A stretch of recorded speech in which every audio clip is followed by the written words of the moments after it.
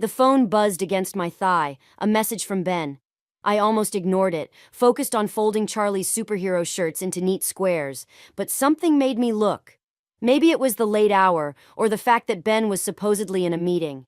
Can't wait to taste you again. Last night was incredible. Delete this. My hands went numb. The message blinked at me, cruel and clear on the screen.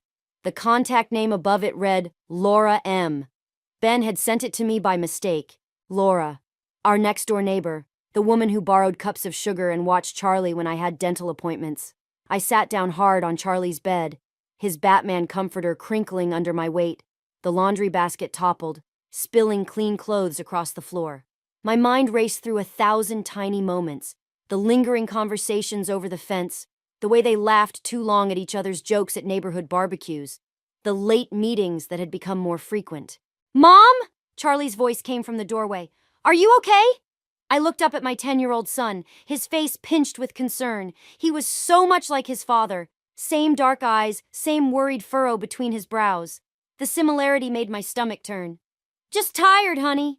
Why aren't you doing your homework?" "I finished. Dad's home early. He's in the kitchen." The phone felt like it was burning through my pocket. I stood up, smoothing my hands down my jeans. "Go play your video game for a bit. I need to talk to Dad." Ben was at the counter, loosening his tie, scrolling through his phone with a slight frown. He looked up when I entered, flashing that smile that had made me fall in love with him 15 years ago. "Hey, babe. Meeting ended early." "I can see that." My voice came out steadier than I expected. "Your phone working okay?" "Yeah. Why?" I pulled out my phone and held it up, screen facing him. "Because you sent this to the wrong person." The color drained from his face so quickly I thought he might faint. Then it rushed back in an angry flush. "Maggie, I can explain." "Can you? Can you explain why you're sleeping with our neighbor? Why you're betraying not just me, but Daniel too? Their kids play with Charlie, for God's sake." He stepped toward me, hands raised like he was approaching a wild animal. "Lower your voice. Charlie will hear." "That's what you're worried about? Charlie hearing?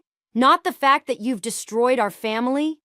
"Don't be dramatic. It's not—" "If you say it's not what I think, I swear to God, Ben." My fingers curled into fists. "How long?"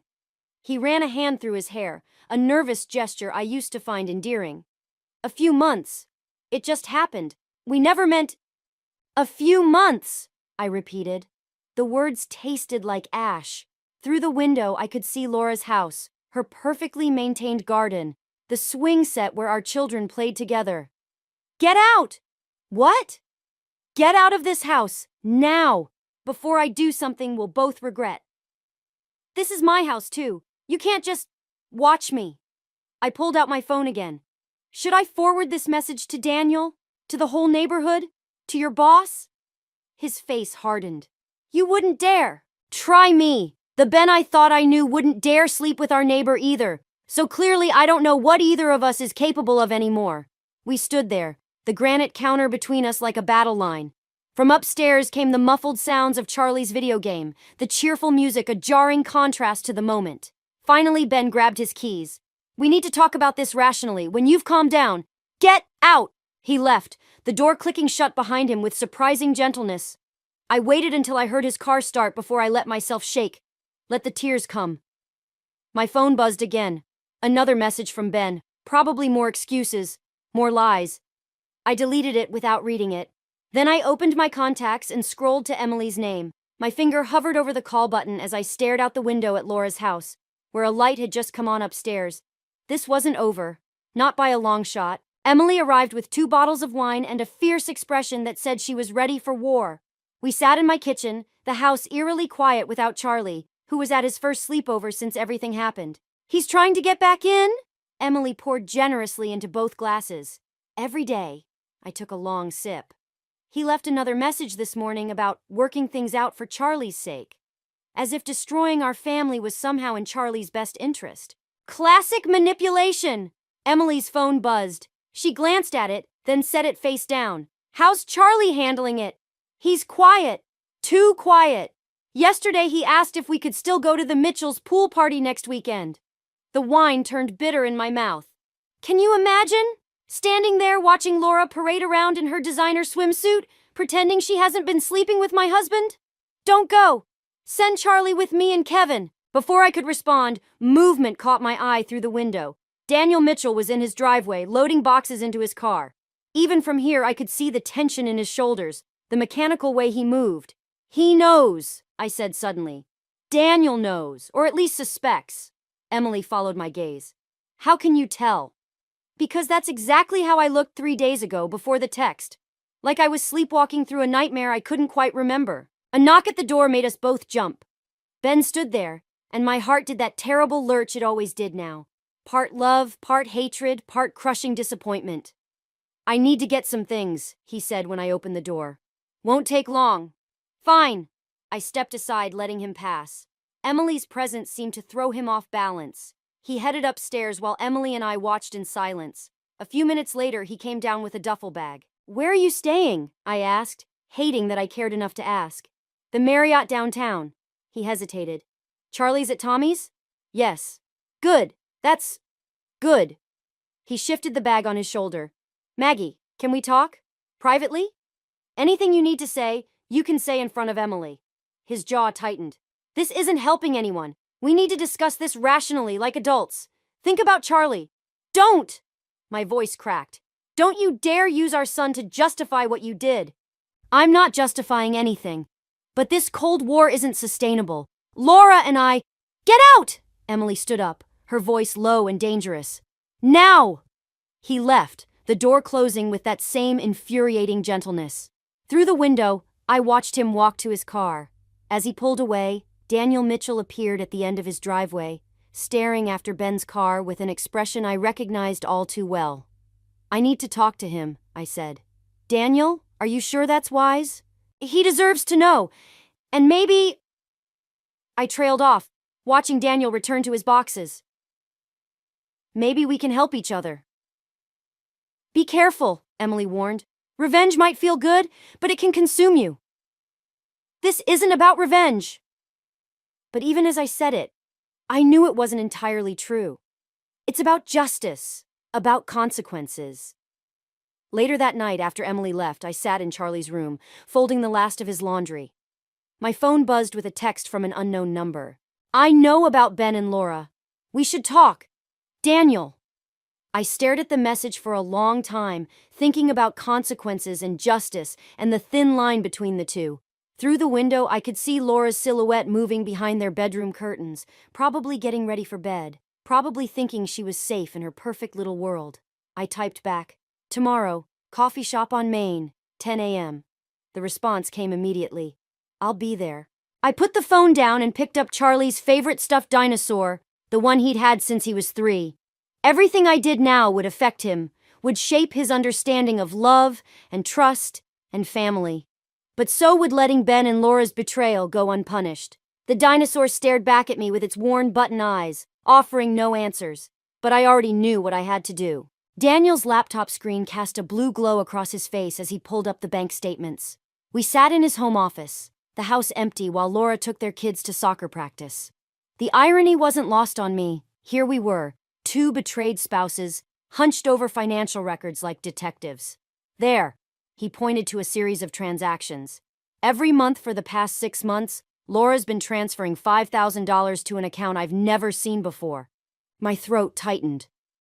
Ben's been doing the same from our joint account. I thought it was for Charlie's college fund. They're planning something. Daniel's voice was flat, controlled.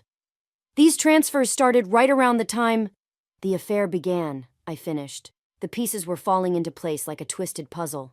But why so much money? Before Daniel could answer, his phone buzzed. Laura's face flashed on the screen. He declined the call, his hand trembling slightly. She's been asking about the investment account, he said. Wanting to make another transfer. I've been stalling. I leaned closer to the screen, scanning the numbers. Wait, look at these dates. The transfers always happen right after Ben's business trips. Laura's spa weekends, too. Daniel pulled up another window, which apparently weren't at any spa I can find charges for. My stomach lurched. They were meeting up, using our money to fund their little getaways. A car door slammed outside. We both froze. Through the window, I saw Ben's Mercedes pulling into my driveway next door.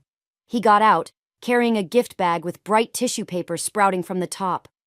Charlie's birthday present, I said bitterly. He thinks he can buy forgiveness with overpriced video games. Daniel was still staring at the screen. There's something else, an email chain I recovered from Laura's deleted folder. They've been looking at houses. Houses? In Colorado, where Ben's company is opening that new office. The room seemed to tilt. I gripped the edge of the desk, my knuckles white. They're planning to leave, together. With our money, Daniel's voice cracked, and probably try for custody of the kids. A notification popped up on the laptop.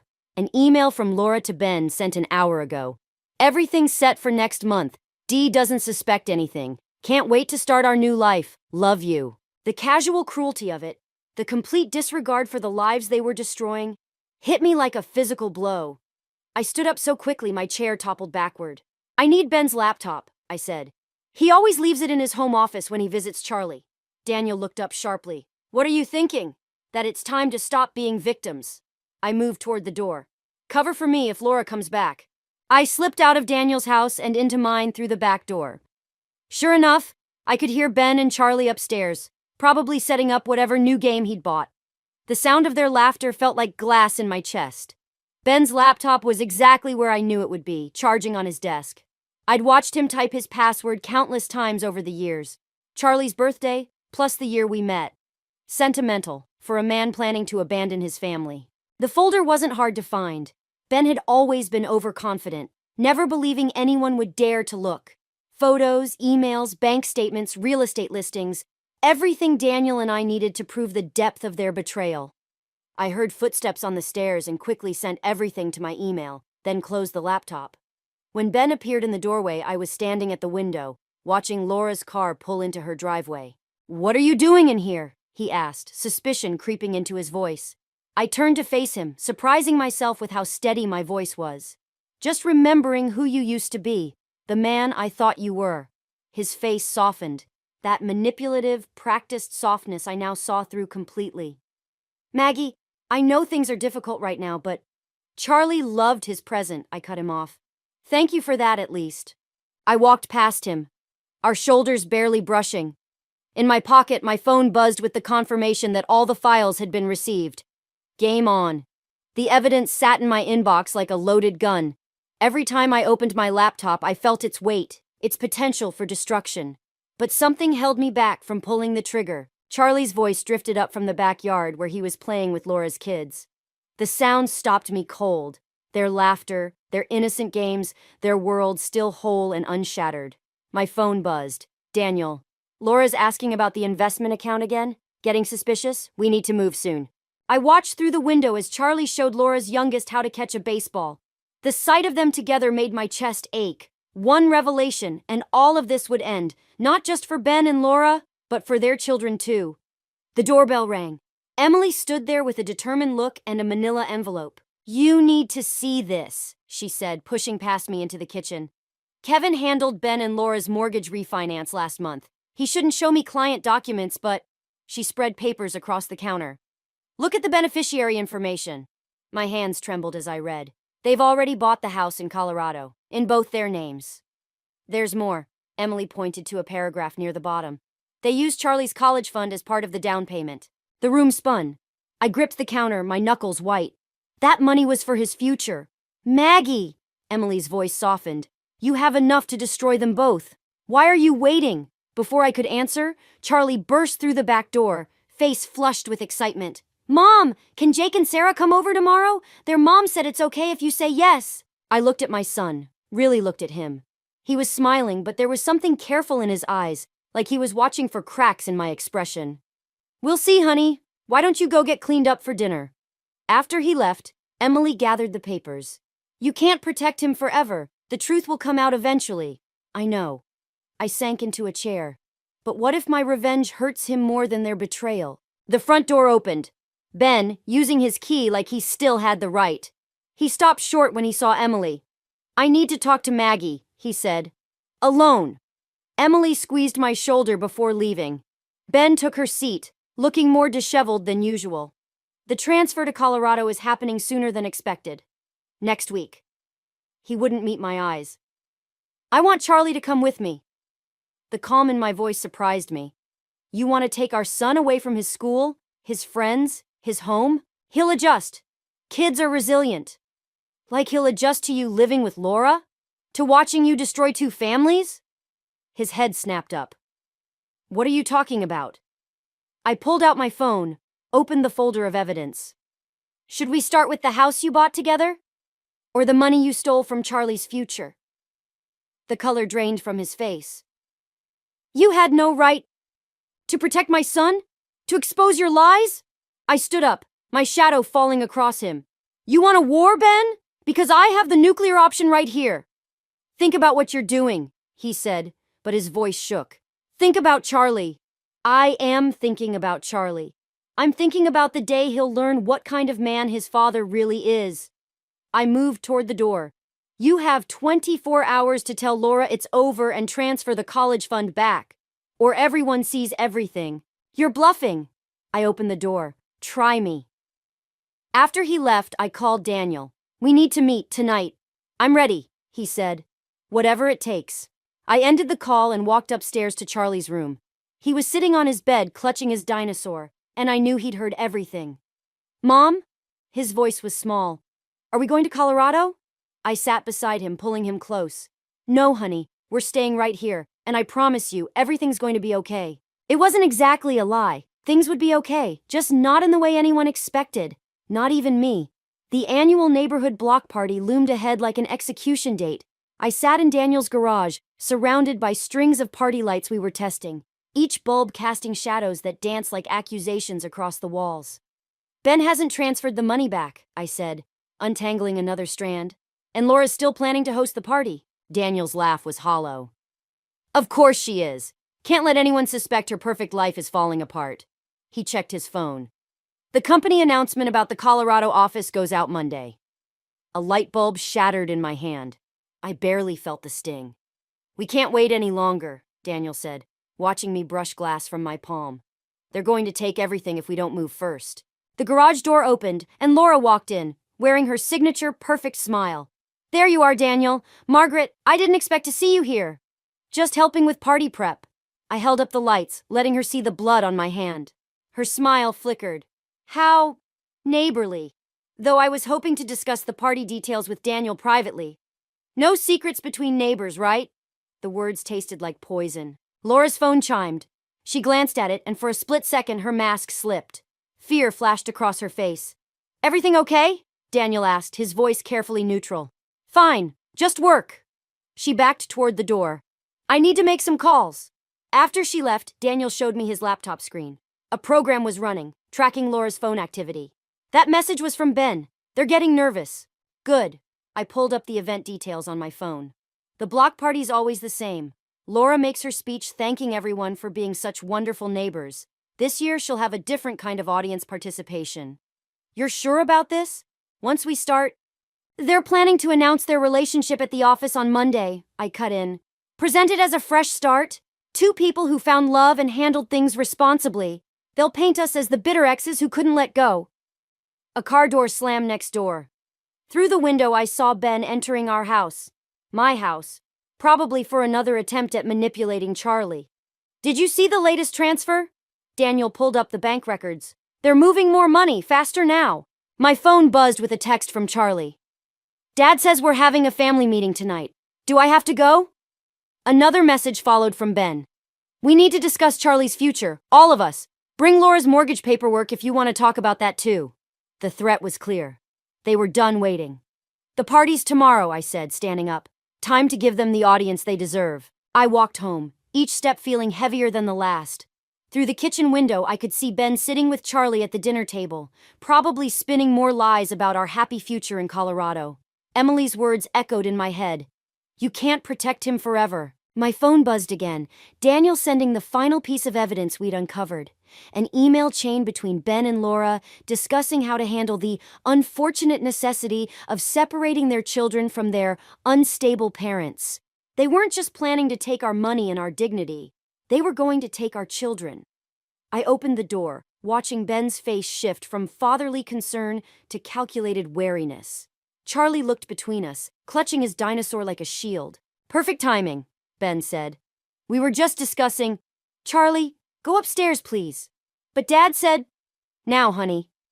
After Charlie left, Ben's smile turned cold. You're only making this harder on everyone. I pulled out my phone, showing him the email chain. Unstable parents? You're proving my point right now. He stood up, towering over me.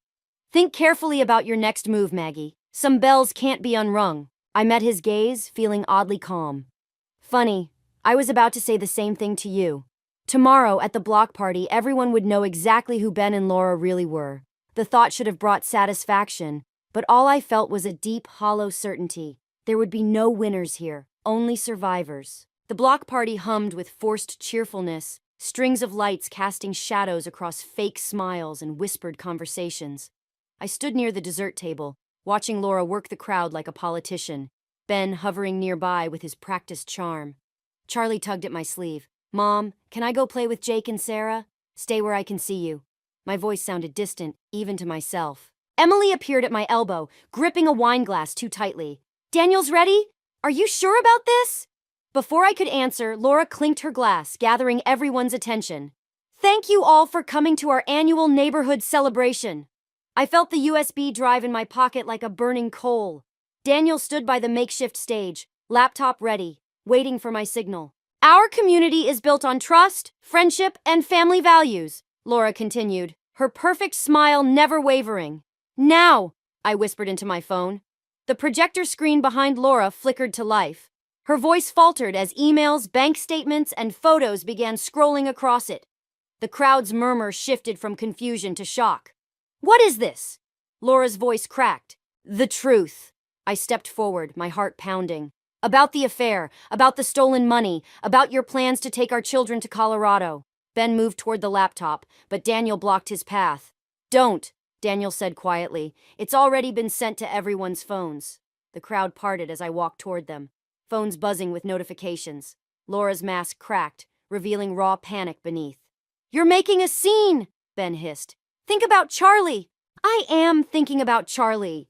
I turned to face our neighbors. They've been stealing from our children's futures to fund their affair. The proof is in your inboxes. Laura laughed, high and brittle. This is ridiculous. Daniel, tell them. Tell them what? Daniel's voice was ice. About the house you bought? The money you've been moving? The whispers grew louder. I saw recognition dawn on faces as they read their phones, followed by disgust, judgment, shock. Then Charlie's voice cut through the chaos. Dad?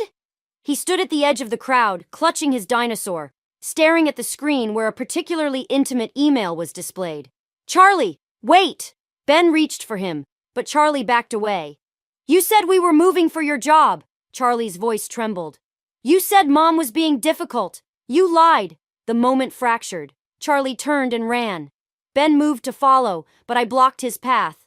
Haven't you done enough? Laura grabbed my arm. You've ruined everything.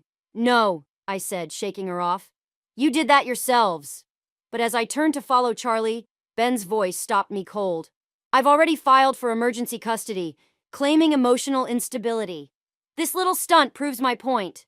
The ground seemed to tilt beneath my feet. Through the crowd's shocked murmurs, I heard Laura add, We have character witnesses, documentation, your obsession with revenge, your erratic behavior. Emily stepped forward. You manipulative. Save it, Ben cut her off. The hearing's Monday. Should be interesting.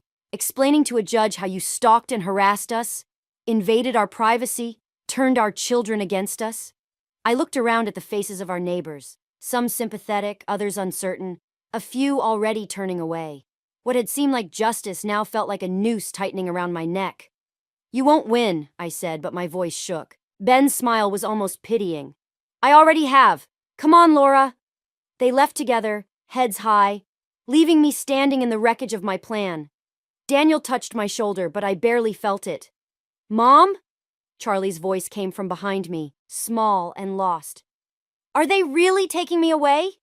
I turned to face my son, seeing the fear in his eyes, and realized with crushing clarity what I'd done. In my quest for justice, I'd given them exactly what they needed to destroy me. The party lights flickered overhead, casting alternating light and shadow across the scattered remains of my revenge, while somewhere in the distance, thunder rolled, a warning too late to heed. The courthouse hallway stretched before me like a gauntlet. Ben and Laura stood at the far end, heads bent together in conversation. Emily squeezed my hand before taking her seat on the witness bench. Ready? Daniel appeared beside me, holding a manila envelope. I nodded, watching Charlie through the window as he sat in the waiting area with Emily's husband, Kevin. My son hadn't spoken much since the block party, but his silence said everything. Mrs. Davis? My lawyer approached, frowning at her phone. There's been a development. Laura Mitchell wants to speak with you, alone. Ben's head snapped up at Laura's approach, his face darkening. Laura, don't... Enough, Ben!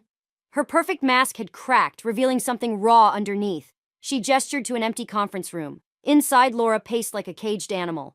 I'm pregnant. The words hit like a physical blow. Is it Ben's? Yes, she laughed, brittle and sharp. Found out yesterday. Convenient timing, right? Another weapon for the custody hearing. Why are you telling me this? Because I saw Charlie's face at the party. She stopped pacing. I saw what we did to him. What we're still doing. Before I could respond, the door opened. Ben stood there, fury radiating off him in waves. Whatever you're thinking, don't, he warned Laura. I found something else yesterday, too. Laura pulled out her phone, hands shaking. While packing for Colorado. Tell her about the offshore accounts, Ben. The ones you've been moving company money into. The color drained from Ben's face. You're lying. Am I? She turned to me. He's been embezzling for years. The house, the affair, it was all funded with stolen money. I have proof. Shut up! Ben grabbed for the phone, but Daniel appeared in the doorway, blocking his exit. The company's already investigating, Daniel said quietly. Anonymous tip. Ben's facade crumbled.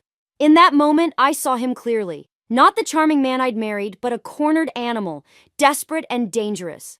You really want to do this? He turned to me. Fine. Let's tell the judge everything. How you hacked my computer. How you and Daniel conspired. Tell them. Charlie's voice came from behind Daniel. He stood there, clutching his dinosaur, eyes bright with tears and determination. I'll tell them too. About the lies. About Colorado. About everything. Charlie, go back outside, Ben ordered. No! Charlie stepped into the room. I heard you and Laura talking last week. About the money. About making Mom look crazy so you could take me away. Laura pressed her phone into my hand. Everything's here. The accounts, the transfers, the emails, planning it all. I'm done protecting him. You'll lose everything, Ben hissed at her. I already have. She rested a hand on her stomach. But I won't let you destroy anyone else. The bailiff appeared in the doorway. Judge is ready. I looked at the phone in my hand, then at Charlie's determined face, and finally at Ben, the man who'd thought he could take everything from me. The hearing's canceled, I said. We're going to the police instead, right now. You can't. Watch me. I turned to my lawyer. Call the district attorney and the SEC. Ben lunged for the phone, but Daniel caught him. In the struggle, Charlie's dinosaur fell, splitting open along a seam. Papers spilled out. Documents Charlie had been secretly collecting, overheard conversations he'd written down, dates and times of suspicious calls. My son had been building his own case all along. Ben sagged in Daniel's grip, seeing the evidence of his son's quiet rebellion. Laura was already talking to the bailiff, confessing everything. I knelt beside Charlie, gathering his scattered notes. Why didn't you tell me? You were protecting me, he said simply. I wanted to protect you, too.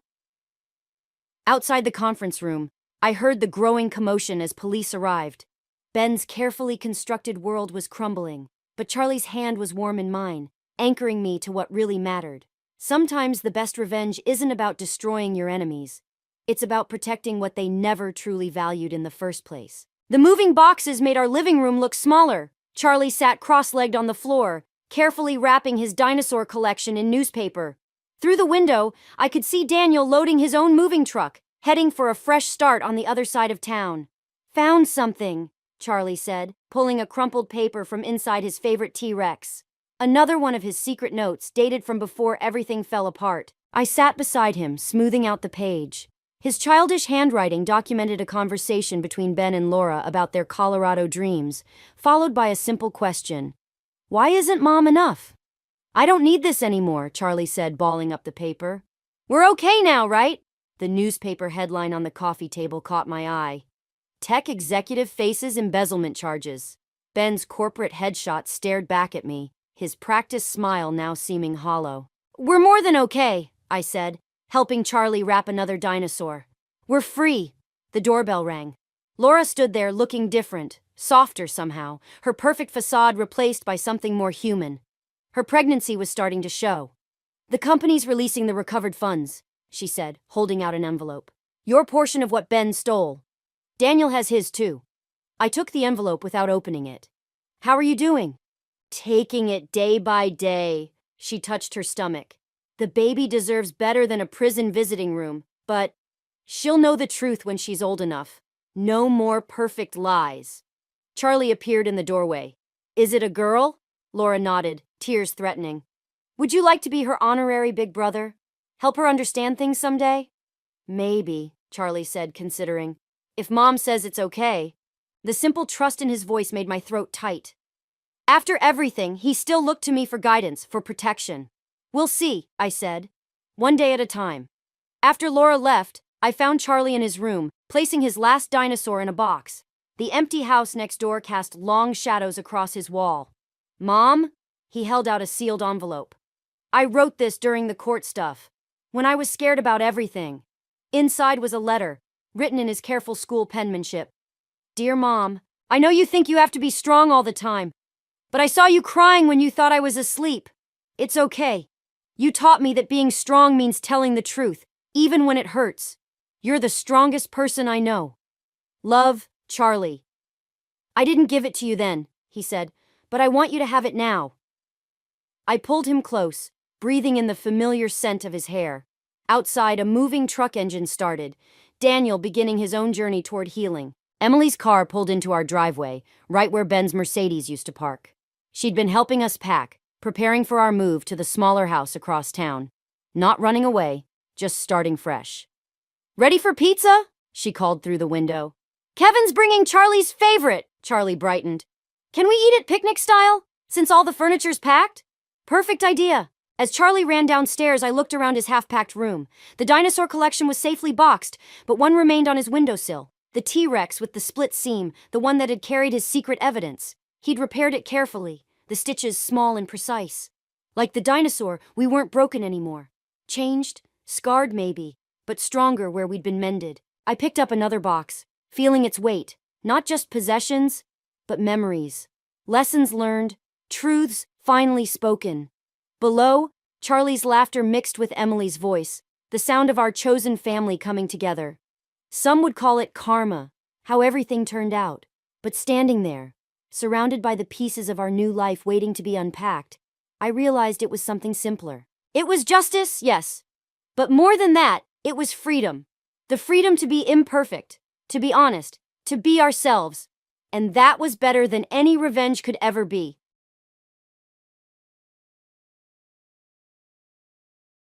My parents generously offered my sister Luna $900,000 for her wedding, which allowed her and her husband to purchase a stunning home in a prestigious area. I was genuinely happy for her, although I couldn't help but feel a bit overlooked, considering the differences in how we were treated growing up. Luna, the favored child, always received the latest gadgets and fashionable clothing, whereas I grew up with hand-me-downs and took part-time jobs from the age of 14 to buy the things I wanted. I learned early on to be independent and didn't expect much from my parents beyond the essentials. 4 years later, when my partner Elijah proposed, I was ecstatic. We envisioned a simple, yet elegant wedding that wouldn't drain our savings. Surprisingly, my parents stepped in and offered to pay for the entire event. It was unexpected, especially since they had never shown such financial generosity towards me. Their involvement and enthusiasm made me feel acknowledged for the first time. The wedding day itself was exactly what Elijah and I had hoped for, a modest, intimate gathering of loved ones. However, the warmth of that day soon cooled when, just 5 days later, my parents sent me an invoice for the entire cost of the wedding. Stunned and hurt, I decided to pay the invoice and subsequently cut off contact with them to heal from this betrayal. Meanwhile, my sister Luna, angered by my decision, showed up at my door, creating a scene. Despite the turmoil, the independence I cultivated from a young age fortified me through these challenging times, allowing me to move forward with my life alongside Elijah, free from the unequal expectations and disappointments of my past. During my wedding celebration, my parents participated actively, delivering heartfelt speeches and sharing dances that radiated pure joy. It was a rare moment when I felt completely acknowledged and valued by them, almost as if they were truly proud of me. My husband, Elijah, and I were looking forward to our honeymoon the next week, though we had to wrap up some work obligations first. However, just 2 days post-wedding, I was taken aback by an email from my father. Expecting perhaps a sweet note or a thoughtful wedding gift card, I instead found a cold, business-like message with an itemized invoice attached as a PDF. It detailed every expense they had incurred for the wedding, demanding prompt settlement. The total was precisely $57,100.66, down to the cost of the last appetizer and floral arrangement. I was shocked, feeling as if the wind had been knocked out of me. Elijah was furious when he saw the email. It wasn't the financial burden that upset us. We could manage the cost, but the principle. My parents had insisted on paying for the wedding, presenting it as a gift and actively involving themselves in the planning. Yet now, they were treating it as a transaction, reversing their initial gesture of goodwill. This felt like a stark contrast to how they treated my sister, Luna, at her wedding, where they generously gave her $900,000 with no strings attached. The disparity in treatment between Luna and me had always been a subtle undercurrent in our family dynamics, but this act felt like a direct confrontation. After a restless night, Elijah and I discussed our options and decided on a course of action. I chose to write a check for the full amount to clear the debt, but I also wrote them a letter. In it, I expressed my deep hurt and disappointment. I recounted my lifelong independence from the age of 14, struggling on my own while they lavished Luna with support. I explained how their offer to fund the wedding had initially seemed like a sign of equal love and appreciation, which made their subsequent demand for payment even more painful. In my letter, I was candid about the years of emotional neglect and favoritism I felt they had shown. This wedding invoice was the last straw, a cruel bait-and-switch that redefined our relationship. I stated clearly that this would be our final financial interaction. From then on, I would refuse any offers of help, support, or gifts from them, establishing a boundary to protect myself from further disappointment. This decision wasn't easy, but it was necessary to preserve my well-being and dignity in the face of what I perceived as manipulation disguised as generosity. I decided I didn't need anything from my parents anymore, not even the inheritance. I told them they could give everything to my sister Luna, like they usually did. I sent the check, bought a gift for my mom, and then blocked their numbers. I needed some space to breathe, and Elijah, my supportive partner, agreed with my decision. Initially, I felt a sense of relief after mailing everything off. However, their silence in the days following was deafening. I heard nothing from them, which just intensified my feelings of resentment. Then, suddenly, a flood of messages from distant relatives started. Aunts, uncles, and family friends bombarded me with calls and texts, accusing me of being ungrateful and overdramatic. They claimed my parents had always looked out for me and that I was exaggerating the situation. Luna was no different. She called, accusing me of tearing the family apart. She argued that I should have paid the invoice quietly. It was typical of her to side with them. And why wouldn't she? I haven't replied to any of them because I'm at a loss for words. On one hand, I feel my actions were justified. After being treated as the lesser priority for so long, I saw this as the breaking point and a chance to stand up for myself. But on the other hand, I wonder if I'm being too sensitive. Was it unreasonable to expect them to treat my wedding as they had treated Luna's, like a gift? Perhaps I should have just dealt with the invoice quietly and moved on. Elijah's family has been incredibly supportive through this ordeal. His parents were appalled to hear how my family had treated me and have checked in on us daily. Yet, the continuous disapproval from my own family is taking its toll. I'm starting to doubt whether I made the right choice. Should I have attempted to discuss things with my parents before cutting ties? Or was I right to set boundaries after feeling undervalued for so long? Now, I'm truly at a crossroads, unsure if I'm the one at fault. Part of me feels I had every right to be upset and stand up for myself. Yet, another part wonders if I've just caused an irreparable rift in my family. Maybe I should reconsider my approach, but I'm still figuring out the best way forward. In hindsight, I realize I could have approached the situation differently. Since my last update, things have only gotten worse. I never imagined that sending a check and a letter would unleash such consequences, but here we are. Yesterday, I received an unexpected email from my mother, which I hadn't blocked because it came from her work address.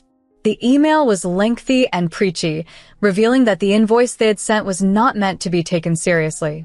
She claimed that they never intended to cash the check. According to her, the whole scenario was a test of my financial responsibility, a life lesson they concocted to see how I would react. Once they felt I had learned my lesson, they planned to destroy the check and surprise me with a $300,000 wedding gift. I was dumbfounded by what I read. A life lesson? How could my parents play such a deceptive game with their adult daughter? It became glaringly apparent that their actions were not about love or fairness, but about exerting control. They wanted to see whether I would submit or stand up for myself. It felt manipulative and harsh. Without second thoughts, I deposited the check through mobile banking, determined not to let them just tear it up. After learning their true intentions, I wanted the check processed, and I wanted them to face the consequences of their scheme. In response to my mother's email, I sent a brief and straightforward reply. Thank you for clarifying that this was a calculated test and not a misunderstanding. After sending that, I blocked her work email as well. I anticipated further attempts to reach me, but I had no interest in engaging in any more of their games or so-called lessons. The situation escalated later that evening when Luna, my sister, unexpectedly showed up at my apartment. She banged on my door and called out loudly. Initially, I didn't respond, hoping she would leave. However, she persisted, eventually shouting through the door, accusing me of being childish and blowing the situation out of proportion. She argued that our parents were trying to teach me something valuable, but I couldn't see any merit in their methods.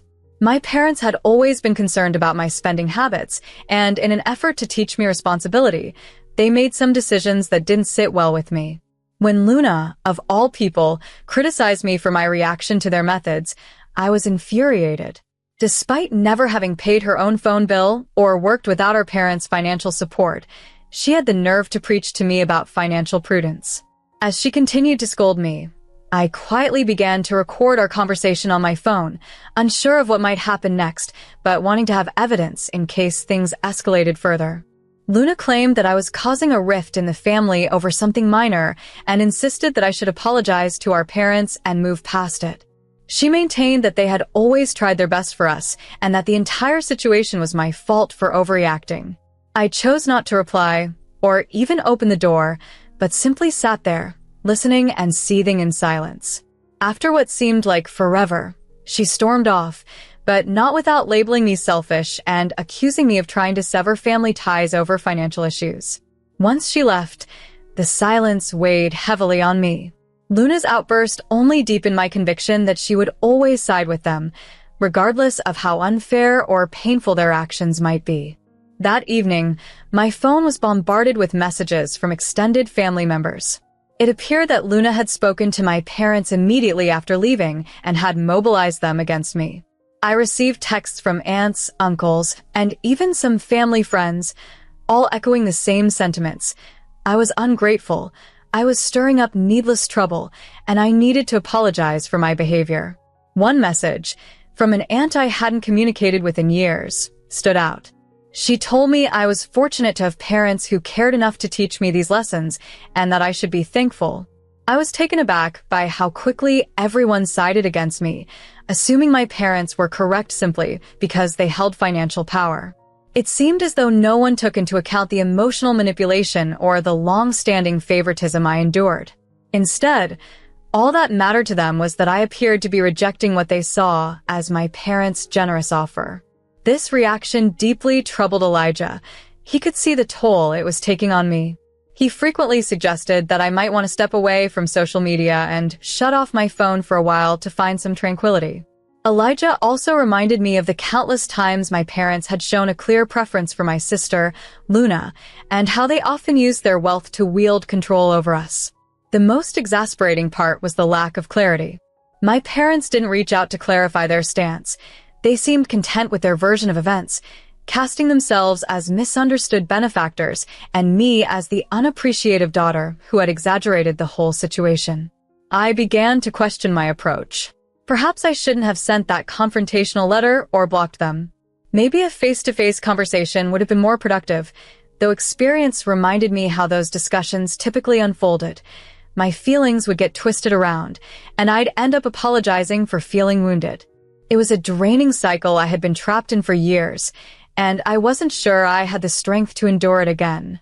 For now, my focus is on the life Elijah and I are trying to build together. We're holding on to hope and looking forward to better days. I want to thank everyone who reached out with comments, advice, and personal stories. Your support has truly been a beacon during this challenging time. Over the past few days, I've been caught in a storm of emotions, and your support has been incredibly valuable to me. Despite my efforts to remain resilient, recent events have taken yet another surprising twist. A few days following Luna's visit, I received a phone call from my uncle, my father's brother, whom I hadn't spoken to in many years. Given our lack of closeness and the recent pressures from other family members to reconcile with my parents, I braced myself for a similar message from him. However, what he revealed instead was utterly shocking and reshaped my understanding of the situation. He began by explaining that he had learned about my circumstances through family gossip and felt compelled to contact me. Surprisingly, this wasn't the first time my parents had engaged in such disruptive behavior. He recounted a similar incident from 17 years ago involving himself and my grandparents, my father's parents. Back then, when he resisted their controlling and manipulative tactics, they tarnished his reputation within the family, falsely accusing him of theft and ingratitude. During that time, my father didn't support him. Instead, he sided with the grandparents, causing a deep and lasting rift between the brothers. My uncle shared that he felt abandoned by my father and that it had taken him years to understand and accept the dysfunctional dynamics within our family. His stories mirrored my own experiences, illustrating how my grandparents had used financial leverage and manipulation to dominate him, just as my parents were attempting with me. The more my uncle spoke, the clearer it became. My parents' actions weren't isolated or unusual, but part of a long-standing family pattern of behavior. This cycle of manipulation had originated with their parents, and my father, once a participant in his brother's ordeal, was now perpetuating the same role against me. This revelation didn't just change my view of the current predicament. It illuminated the generational shadows that had long influenced our family dynamics. My uncle once shared a personal story that deeply resonated with me. He had chosen not to adhere to the strict expectations of my grandparents, a decision that led to severe repercussions. Following their disagreement, my grandparents completely ostracized him, severing both emotional and financial ties. They even went so far as to tarnish his reputation within the family, labeling him as the outcast, and many relatives still hold onto those fabricated stories. According to him, their actions were a means of exerting control. When they realized they could no longer influence his decisions, they chose to erase him from their lives entirely. Hearing his account was unsettling, as it mirrored my current predicament. Recently, I had opted not to conform to my parents' manipulative strategies, which upset them greatly.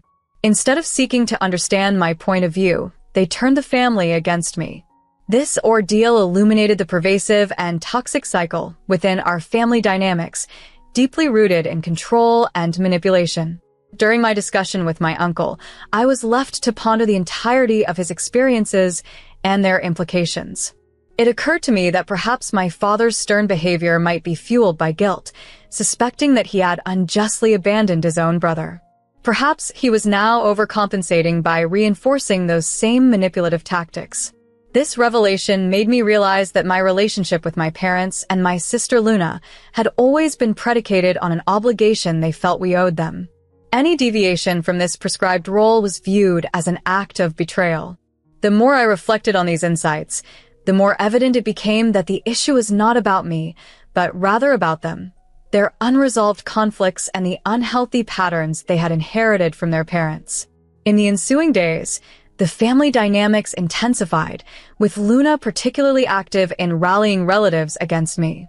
Even a cousin I was close to accused me of being selfish and disrespectful, urging me to apologize and humble myself.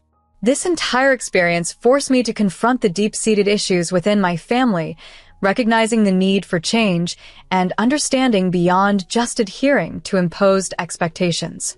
It had become overwhelmingly clear that the message I received was steeped in the same tired cliches everyone else had been echoing. Reading it was a chore. Growing up, love in my family always came with conditions, whether it involved financial assistance, emotional backing, or even celebrating milestones like a wedding. After I decided to break away from their expectations, I found myself being ostracized and isolated, much like my uncle had experienced. Throughout this ordeal, Elijah has been an unwavering source of strength. Following a revealing conversation with my uncle, Elijah and I had a heartfelt discussion about our future. He reassured me that together, we could face anything and reminded me that I was beholden to no one, not to my parents, not to Luna, and certainly not to distant relatives who had taken it upon themselves to judge my life choices. His support has been a pillar of strength, and I am immensely thankful for it. Yet, even with Elijah's support, I find myself grappling with mixed emotions. The psychological toll from my parents' conditional love was significant, and part of me questioned whether I was at fault. I pondered endlessly about possible ways to mend things without compromising my own principles. Could there be a way to reconcile without sacrificing my mental well-being? Amidst this turmoil, I received a voicemail from my father, his first attempt to reach out since the fallout. His tone was weary, not confrontational as I had braced for. He expressed a desire to end the conflict and was ready to talk, should I be willing. There was no apology or recognition of past wrongs, yet his message hinted at a change in his stance, perhaps an acknowledgement that I wouldn't yield as easily this time. I'm hesitant to respond. Part of me yearns to re-engage and explore whether a genuine dialogue is possible. Yet another part suspects this could be another manipulative tactic designed to induce guilt. My uncle's cautionary words echo in my mind. They might never acknowledge their wrongdoing. The path forward remains uncertain as I weigh the potential for an honest reconciliation against the risk of further emotional manipulation. It seems I was mistaken in my previous belief that things could be resolved simply because they should be. If I do choose to speak with my father, I must brace myself for the possibility that nothing may change. At the moment, I'm still sorting through everything. The startling revelations from my uncle, the myriad messages from relatives, and the voicemail from my father. It's all swirling in my thoughts, leaving me uncertain of my next steps. I'd like to think that my parents are capable of change, that they might start to view me as an equal rather than someone to be controlled. Yet, I'm acutely aware that years of such treatment won't be undone with just one conversation. For now, I'm taking life one day at a time. Elijah and I are concentrating on building our own lives, striving for a future that's healthy and devoid of the toxic patterns we've known in our families. However, I still grapple with doubts. Am I correct in standing firm, or am I alienating the only family I've known? As much as I wish for a definitive answer, I find myself in the same uncertainty. But perhaps that's all right. I'll continue to keep you updated as things evolve, but for now, I'm doing my best to navigate through this complex situation. Update. Hello, everyone. I want to express my immense gratitude for your responses. Your advice and support have been crucial as I tackle this family crisis. When I initially posted, I was unsure of my direction or desires, but your feedback has prompted several significant insights. Many of you highlighted how I've been trying to mend things with my parents, aiming to smooth over issues and maintain a facade of normalcy. I've come to accept that returning to normal, whatever that may have been, is not necessary or even healthy. The relationship with my parents has always been strained, and for years I chose to overlook this fact. Now, I acknowledge that it's acceptable to release any expectation that things will return to how I once hoped. Some of you also suggested that perhaps I've been overly generous in assuming my father's innocence. Reflecting on this, I see clearer the patterns and dynamics that have shaped our interactions. For a long time, I clung to the hope that perhaps my father's behavior was fueled by guilt and that he might change. I thought his actions could be excused by this guilt, but I was mistaken. His years of manipulation, favoritism, and emotional control were unjustifiable. No amount of guilt on his part could nullify the hurt he caused. It doesn't mean I have to forgive him without question, but I realized that for my own peace, I needed closure. I had to close this painful chapter of my life, regardless of whether it included reconciling with my parents. With this in mind, I decided to confront my father, a step I felt necessary for my own healing, not for their sake. When we met, the man who once filled me with fear seemed diminished, almost defeated. For the first time, he appeared genuinely remorseful.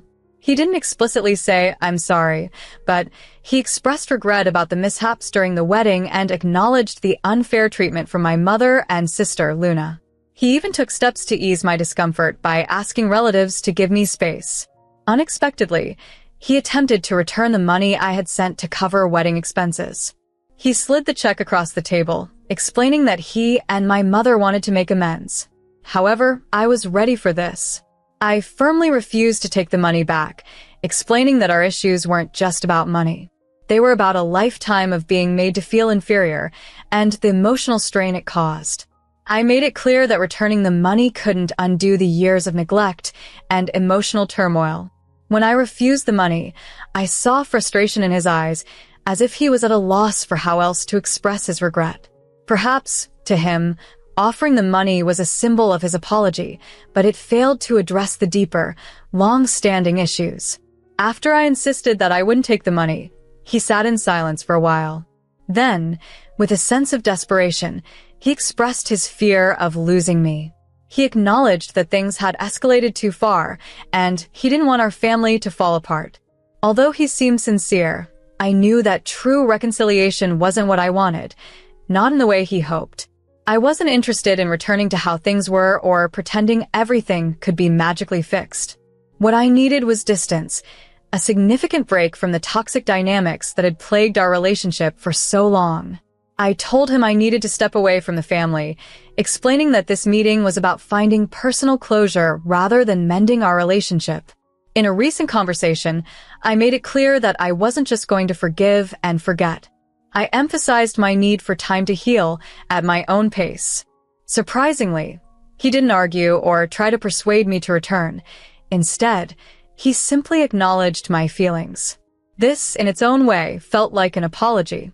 As I walked away from our meeting, I was enveloped by a complex mix of feelings.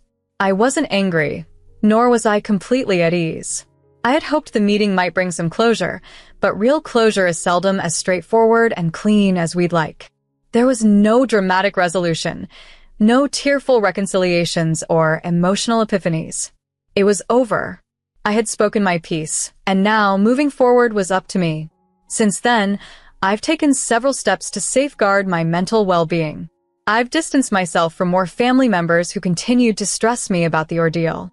Elijah and I have been cultivating our life together, away from the incessant family drama. It's refreshing to finally enjoy some space to breathe, although I occasionally feel torn. I know I stood up for myself, which was the right thing to do, but that doesn't always make it easy. There are moments I ponder whether I should have done things differently or given my parents another chance.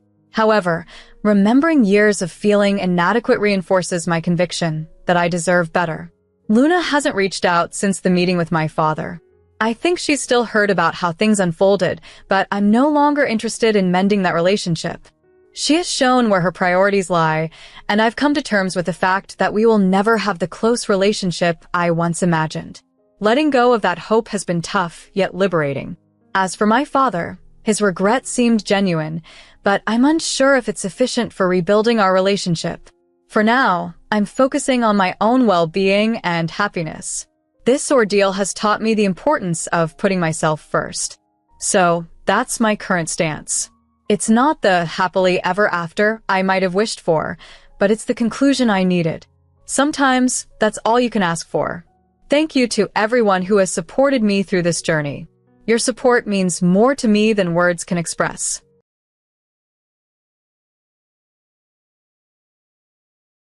I'm Ellie, and I'm 27 years old. I grew up in a family where my older sister, Ruby, was the favored child. 1 year ago, Ruby moved out after her wedding, which marked a significant change in the household dynamics. I've lived most of my life with my parents, but my closest relationship was with my grandfather. He was not just family, but also my confidant. He introduced me to the world of computers by gifting me one for my 16th birthday, sparking my passion for front-end engineer. This passion later evolved into a successful online business that I run from home. Tragically, my beloved grandfather passed away 5 years ago, and his absence turned me into a more reclusive person. My days are filled with silence, working alone, while my parents are at their jobs. They often misunderstand my career, dismissing it as mere game playing. Ruby has always seemed to look down on me as well. I felt neglected by my family, with my parents giving most of their attention to Ruby. However, my grandparents were always there for me, showering me with the love and attention I craved. Now, with both of my grandparents gone, my room has become my sanctuary within the family home. Despite the emotional distance, I don't harbor resentment towards my parents. I acknowledge their role in my upbringing and try to contribute to household chores as much as possible. One Sunday morning, as I was busy with the breakfast preparations, my mother unexpectedly popped into my room, breaking the usual morning quiet. She inquired about breakfast just past 8:10 a.m. I had taken over many of the household responsibilities since my grandfather's passing. My family, perceiving my time at home as leisure, naturally expects me to handle meals, cleaning, and shopping. That morning, my father had already left the house early, likely to escape the busy weekend plans my mother usually lays out for him. Their relationship, while not openly strained, has its complexities, and my father prefers to dodge the hectic agendas by leaving early. Later that day, we were expecting Ruby and her family for a visit. It would be the first time she had come to the house since her marriage.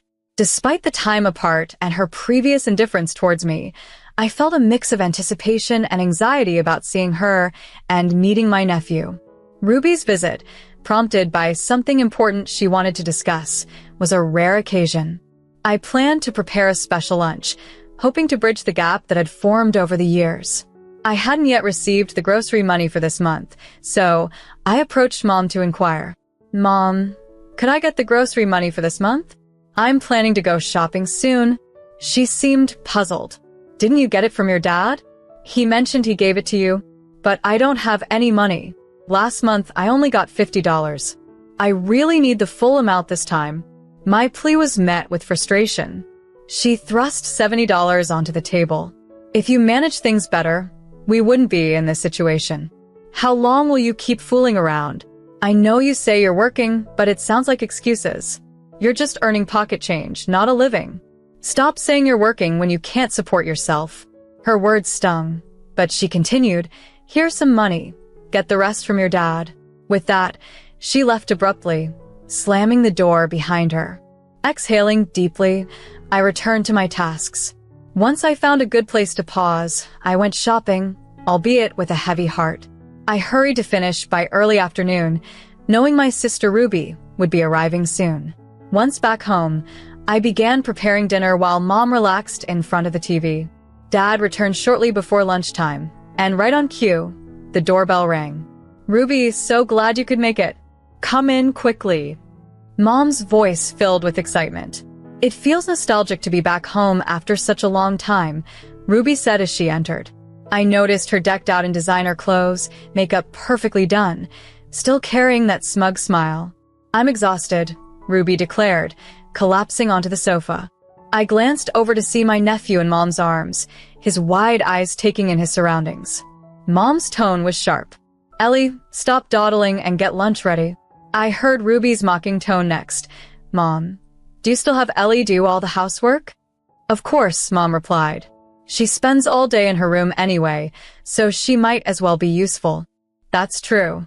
She's an expense just by being here, Ruby added, their conversation bubbling with mirth. I tried to change the topic, asking Ruby about her married life. How's married life treating you? Must be tough with a kid and all the house chores, I said diplomatically. Oh, I don't bother with housework. I can't stand the thought of being busy like that every day, she dismissed. We have a house cleaning, so I don't need to lift a finger. Wow, having a house cleaning must be nice. Is your husband kept busy with work? Yes, he's barely home, even on his off days, due to emergency calls. Our conversation was polite, but lacked warmth. Ruby seemed distant, quickly wrapping up our interaction. Through these exchanges, the complexities of family dynamics and personal struggles were evident, reflecting the ongoing challenges I faced within the household. As I was finishing up the meal, I reflected on how some people seem to think that having an easy life is commonplace. Do you understand how hard our parents work? Ruby abruptly pointed out, doubting my own efforts. You're still pretending to work, aren't you? At your age, it's shameful that mom still has to work because you can't stand on your own 2 feet. I had explained numerous times to both Ruby and mom that I actually do work from home and make a decent income. If that's really true, then why don't you move out and live independently? You claim you earn money, but it seems like just enough for pocket money, right? Ruby accused, showing she didn't grasp the full picture. Ruby couldn't see that I was genuinely contributing and believed I was just mooching off our parents. I stay in this house because it was Grandma and Grandpa's. It holds so many cherished memories for me, I explained, trying to make her understand my attachment. If I were you, I wouldn't want to stick around in such an old place, she retorted. Despite its age, the house had been updated to accommodate my grandfather and had modernized kitchens and bathrooms. Our grandparents loved you just as much, I reminded her, hoping to soften her view, but she seemed unaffected by the sentimental value of the home. In contrast, Ruby often mentioned her aspiration to marry into wealth as a better life strategy, dismissing my lifestyle choices. Our mother chuckled at Ruby's blunt remarks, further criticizing, "You can't even live independently, let alone provide grandchildren or show any real responsibility. I don't believe marriage is the measure of success. I'm self-sufficient with what I earn, and I'm content with that," I countered, frustrated by their constant undermining. As the conversation heated up, my nephew began to cry, and my mother's stern look pushed me to retreat to the kitchen and silently carry on with lunch preparations. It became clear that arguing with Ruby and our mother was pointless. Despite her earlier criticisms, Ruby ate everything I had prepared. Later, I noticed her inspecting the house thoroughly, checking rooms we had recently remodeled. Her scrutiny seemed suspicious, but she left without raising any issues. The next morning, while I was making breakfast, my mother mentioned, "Make sure everything is clean for next Sunday. Ruby, William, and the kids are coming over. They want to talk about something important, and it involves you too, so keep your schedule open." Caught off guard by the sudden announcement, I pressed for more details, wondering about the purpose of their visit. Ruby had said something significant was on their minds, prompting a mixture of curiosity and concern about what the next family gathering would entail. I was looking forward to seeing the kids again, but a wave of anxiety washed over me. It had been a while since Ruby, who had been out of sight since her wedding, announced her return next week, this time accompanied by her husband. Their sudden frequent visit struck me as odd, and I couldn't shake off a feeling that something was amiss. Little did I know Ruby and our mother had been secretly discussing. "Can you believe Dad left the house to Ellie?" Ruby had questioned in disbelief. "Don't worry, Mom. If we hint that Ellie's presence is a burden, she'll probably leave. After all, we deserve to live here," Ruby had plotted. Caught up in my daily routine, the week flew by, and soon it was Sunday, the day Ruby and her family were visiting. I remembered the first time I met her husband, William. He was a charming man, set on becoming a doctor under his father's influence. Yet there was something unsettling about him. My mother, thrilled to learn he was a doctor's son, had welcomed him warmly. However, it had been years since that day, and none of us had seen him since the wedding. As I laid the dinner table, Ruby, William, and my nephew arrived. William appeared thinner than I remembered. In the kitchen, Ruby peered at the side dishes and skeptically asked if I had bought them from a supermarket, doubting their quality. I made these myself, following Grandma's recipes. They're definitely up to standard, I assured her. She seemed momentarily taken aback, but quickly composed herself, adopting a doting wife's demeanor as she served the dishes. Throughout dinner, Ruby endlessly praised her child, portraying him as superior to others. William, on the other hand, remained quiet and distant. Seeing our delightful child, "Don't you wish you had another grandchild?" Ruby remarked with a sharp glance in my direction, clearly using the opportunity to needle me. Indeed, another grandchild would have been possible by now if Ellie were married. But how could she meet anyone while cooped up in her room, unemployed and living at home? She added, her words dripping with scorn. I barely held back my frustration as I finished my meal. Just as I was about to leave, my mother's stern voice stopped me. Ellie, don't think about leaving just yet. We have a serious discussion to address. So sit down, we need to talk. Ellie, we think it's time for you to leave this house. The request stunned me, but I remained seated, bracing myself for whatever would come next. My sister's sudden demand caught me completely off guard. You should try living on your own for a change, she said sharply. Both Mom and Dad are overwhelmed by having you around all the time. If you don't make some changes, you'll never grow. It almost seemed like she believed she was doing me a favor by suggesting I move out to learn independence, as if she were offering this advice with great reluctance. You need to see just how much of a burden you are. Learning to support yourself and facing the realities of life would really benefit you. But Mom, how many times must I tell you? I am working and making my own money, I replied, my voice shaking with frustration and anger. They never seemed to listen. Just because I earn money for my hobbies, you think that's not a real job? No, I make enough every month to cover my own expenses, I continued, asserting my independence. I even paid for all the house renovations after Grandpa died with the money I've saved for my work. My parents knew this. They hadn't contributed financially to those renovations. You think you've achieved something, don't you? She snapped back. That money was Grandpa's, wasn't it? You think I didn't know that Grandpa gave you some money before he passed away?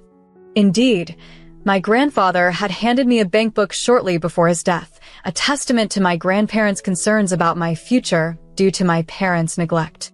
They probably hoped it would be useful one day. How did you know about that? I demanded. I had kept the bank book securely in my drawer and hadn't told anyone about it.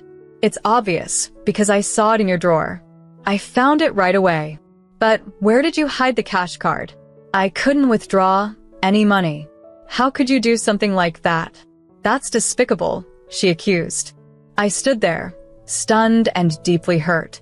They had always shown her more affection, but the idea that they had left money for me, sidelining her and my parents, how dare she scorn our grandparents' intentions like that?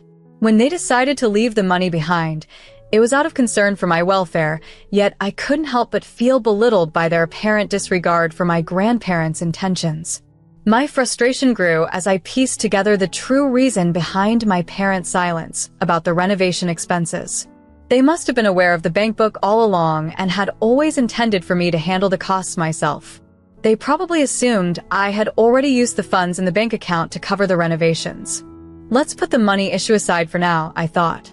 Thanks to that money, the old house now boasts decent amenities and fairly new appliances. It's annoying that I was the only beneficiary, but I suppose I can forgive you, Grandpa and Grandma. You likely anticipated my struggles with independence and unemployment. The house is clean and the appliances are quite nice. Was my sister Ruby's sudden visit really to check on these improvements? As my sister, she expressed her concern for me. You understand, right? She asked, but I just responded with a silent glare. Ignoring my expression, she smirked and revealed her true intentions. Actually, he's about to build a new hospital, she said proudly, glancing at William, whose face remained stern. What? Actually, we're thinking of moving in here as well, she continued. We've decided to build a new hospital nearby. There's spare land and not many hospitals in this area, so we plan to use this house as a base for commuting. You can't just spring this on me all of a sudden, I protested. I know this house is in your name, but you should leave for Mom and Dad's sake. Just give the house to me. Why do you get to decide that all on your own? Of course, both Dad and Mom agree with her. They truly want me out as well. I recalled that Grandpa had transferred the house into my name before he passed away. At the time, I didn't fully grasp his intentions, but now it was clear. The real head of this house is Dad. Titles don't matter, so just leave quietly, they argued. No, this house is filled with memories of Grandma and Grandpa. I couldn't just leave. Stop being so childish, they said, but those memories were too precious to give up without a fight. Ruby's words hit hard, ringing in my ears like a stark ultimatum. You're nothing but a nuisance around here. It's time for you to leave, she exclaimed, her voice echoing like a judge's gavel. As if that wasn't enough, my mother chimed in with her own sharp rebuke, questioning my influence on my young nephew. Ellie, do you think you're setting a good example for him?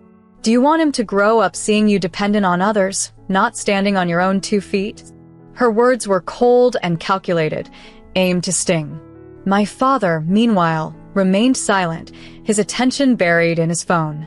During this confrontation, William, my cousin, listened intently, his silence speaking volumes. In that moment, a realization washed over me. I was alone in my thoughts and my resolve. They had made up their minds about me, and nothing I could say would sway them. Resolved but weary, I declared, "Do what you will," and retreated to my room. Alone, my anger mixed with a clear vision of what I needed to do next. That night was restless, but by morning, clarity had taken over. I found the house empty. Ruby's family had departed, and my parents were still asleep, oblivious to the chaos from the night before. Seizing the moment, I grabbed my laptop and headed to a nearby cafe. My phone soon buzzed relentlessly with calls and emails from my mother, demanding my return to prepare breakfast, but I ignored them all, focusing on my next steps. I began searching for moving companies, finding one available to help immediately due to it being the off-season. I planned my return home when I knew my parents would be at work. The house was in disarray, a stark reminder of my role within it. The movers arrived shortly, and I directed them to pack everything I owned, from major appliances like the washing machine and fridge to smaller items such as my personal dishes. Once the house was cleared, it felt empty, a hollow shell of what it once was. This had been my home, filled with memories of my grandparents, but it was time to move on. As I left, a sense of freedom enveloped me, a strange liberation from the burdens I had carried for so long. That evening, as I settled into my new beginning, my phone rang. It was my mother, frantic. "What's going on? Where are all the appliances?" I took a deep breath, ready to embrace my newfound independence, and answered, "Yes, I took them. You wanted me out, so I'm leaving. However, I am taking the things I purchased. I'm relieved you're leaving, but taking the appliances doesn't seem right. Why not? They belong to me. I paid for them. You bought them with Grandpa's money." "No. How many times must I tell you? Grandpa's money is very important to me, and I wouldn't spend it frivolously. I used my own earnings for these purchases. To prove it, I even sent you a photo of my bank statement with today's date. I had just withdrawn $270, so the remaining balance should make things clear. It's awful that you're doing this to your own family. Fine, keep your appliances. We'll get help from Ruby and her family. I don't care, but you all need to vacate the house quickly. It's in my name." That's ridiculous. That was the last conversation I had with my mother. Deep down, I hoped William would manage to purchase the house, not just the appliances. A few days later, Ruby reached out earlier than I anticipated. "Ellie, I hope you've had time to cool off. Can we talk just once more, please?" Her voice sounded cautious, as if she was trying to be gentle. "What do you want?" "I'm swamped with work. Make it quick. I've been reflecting, and we were wrong to try to force you out. We're family. Shouldn't we stick together? You call me a parasite, and now you want to talk about family? No way. You've moved in already, haven't you?" "Yes, we moved in yesterday, but we're facing some issues." "Is it about William? He was dismissed from the hospital, right?" "Yes, and it's shocking you knew." "I'm not as out of the loop as you might think. A friend of mine works in hospital administration where William was employed. She informed me that he was terminated for having an affair with a nurse who is now expecting his child. He tried to persuade her to terminate the pregnancy to keep the affair under wraps, but she went public with the truth, jeopardizing the hospital's reputation. Consequently, William's father had no choice but to dismiss him. William hasn't shared the real reason with Ruby and made up a story instead. Recently, I was taken aback by some startling news about a massive project my father had embarked on without anyone's knowledge, a new hospital. This ambitious venture turned out to be a disaster. Not only did it plunge him into debt, but it also led to a lawsuit for compensation from the husband of a woman he was allegedly involved with. Amidst the chaos, Dad disappeared from our lives. According to my cousin Ruby, it seems he had an affair, left a note along with divorce papers, and moved out just as Ruby's family was preparing to move into our family home. The note Dad left was filled with grievances against Mom, who, after reading his harsh words, became incapacitated with grief. Now, with the family in disarray, my relatives turned to me for help. They seemed to remember the savings that our grandfather had once given me and believed I could be their financial rescue. Despite their newfound belief in my ability to support myself, a fact they had doubted all my life, they only reached out in their moment of need. I couldn't help but feel used. For years, I stayed connected to the family home because it held memories of my grandparents. Yet, over time, I realized those cherished memories weren't tied to the place but lived within me. As they pleaded for my help, I confronted the painful truth that I had no fond memories with my parents or Ruby. Their sudden dependency on me only added to my troubles. Firmly, I told them that I wouldn't return. Expressing this out loud was liberating, and for the first time, I felt a genuine sense of relief and possibility for future happiness. I made it clear that they needed to vacate the house. It was legally mine, after all. I had endured much under its roof, but it was time to let go. In the following months, they tried to reach out multiple times, but I did not respond. Eventually, they stopped, and tranquility settled into my days. I heard through the grapevine that they managed to open the hospital with borrowed funds. Unfortunately, it struggled to attract patients, likely worsened by negative rumors spread by those involved in the affair. As for me, I embraced the peace of my new life, free from familial obligations and the shadows of the past, ready to forge a path filled with personal contentment and new beginnings. When my father left us, the situation deteriorated to the point where he needed hospitalization. Around the same time, I made the difficult decision to leave our family home and put it up for sale. This forced Ruby and her family, who were already struggling with financial difficulties and under considerable stress, to relocate to a small apartment nearby. Although their predicament is distressing, I've had to distance myself from it to focus on my own path. I sincerely wish for my nephew's happiness, as he bears no fault in these complicated family dynamics. On a brighter note, my career is flourishing. I've been expanding my business and am immensely thankful for the unwavering support of my grandparents. They have always been my rock. Looking forward, I am eager to find a place where I truly fit in, a home where I can belong. With a heart full of gratitude and determination, I continue to embrace life, eager to make the most of every opportunity that comes my way.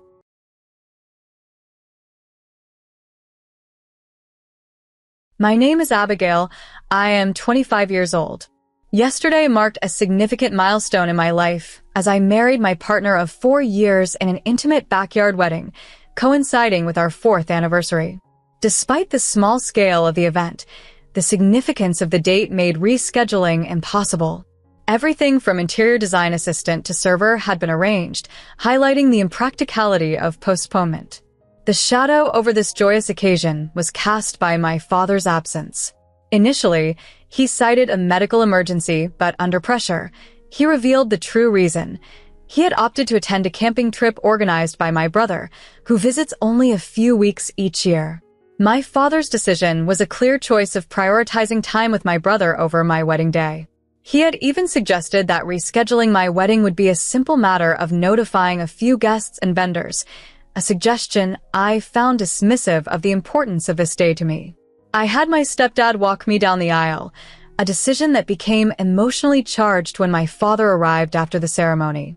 He was moved to tears by the wedding photos, realizing the gravity of what he had missed.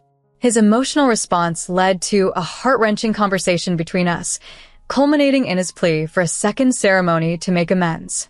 This situation has left me in turmoil, feeling both saddened by his initial decision and the subsequent emotional fallout. This narrative captures the bittersweetness of a day that should have been solely filled with joy, but was instead tinged with familial conflict. The dynamics of preference and priority within my family were laid bare, underscoring the complexity of familial relationships and the profound impact of seemingly straightforward choices. Growing up, I often found myself battling feelings of jealousy towards my brother. Despite my best efforts, I struggled to feel genuinely happy for him because of his behavior. He had a pronounced sense of self-importance and a brash attitude, likely amplified by the constant attention he received. His skills in various areas only fed into his arrogance, and he often behaved as though he was a gift to the world. This made him quite difficult to get along with, and he didn't hesitate to bully me. Our relationship was so strained that when he finally left for college, I felt a sense of relief. Our family dynamics were further complicated when my parents divorced during my middle school years. The split was triggered by my mother's affair with a college friend, leading to a particularly bitter and contentious separation.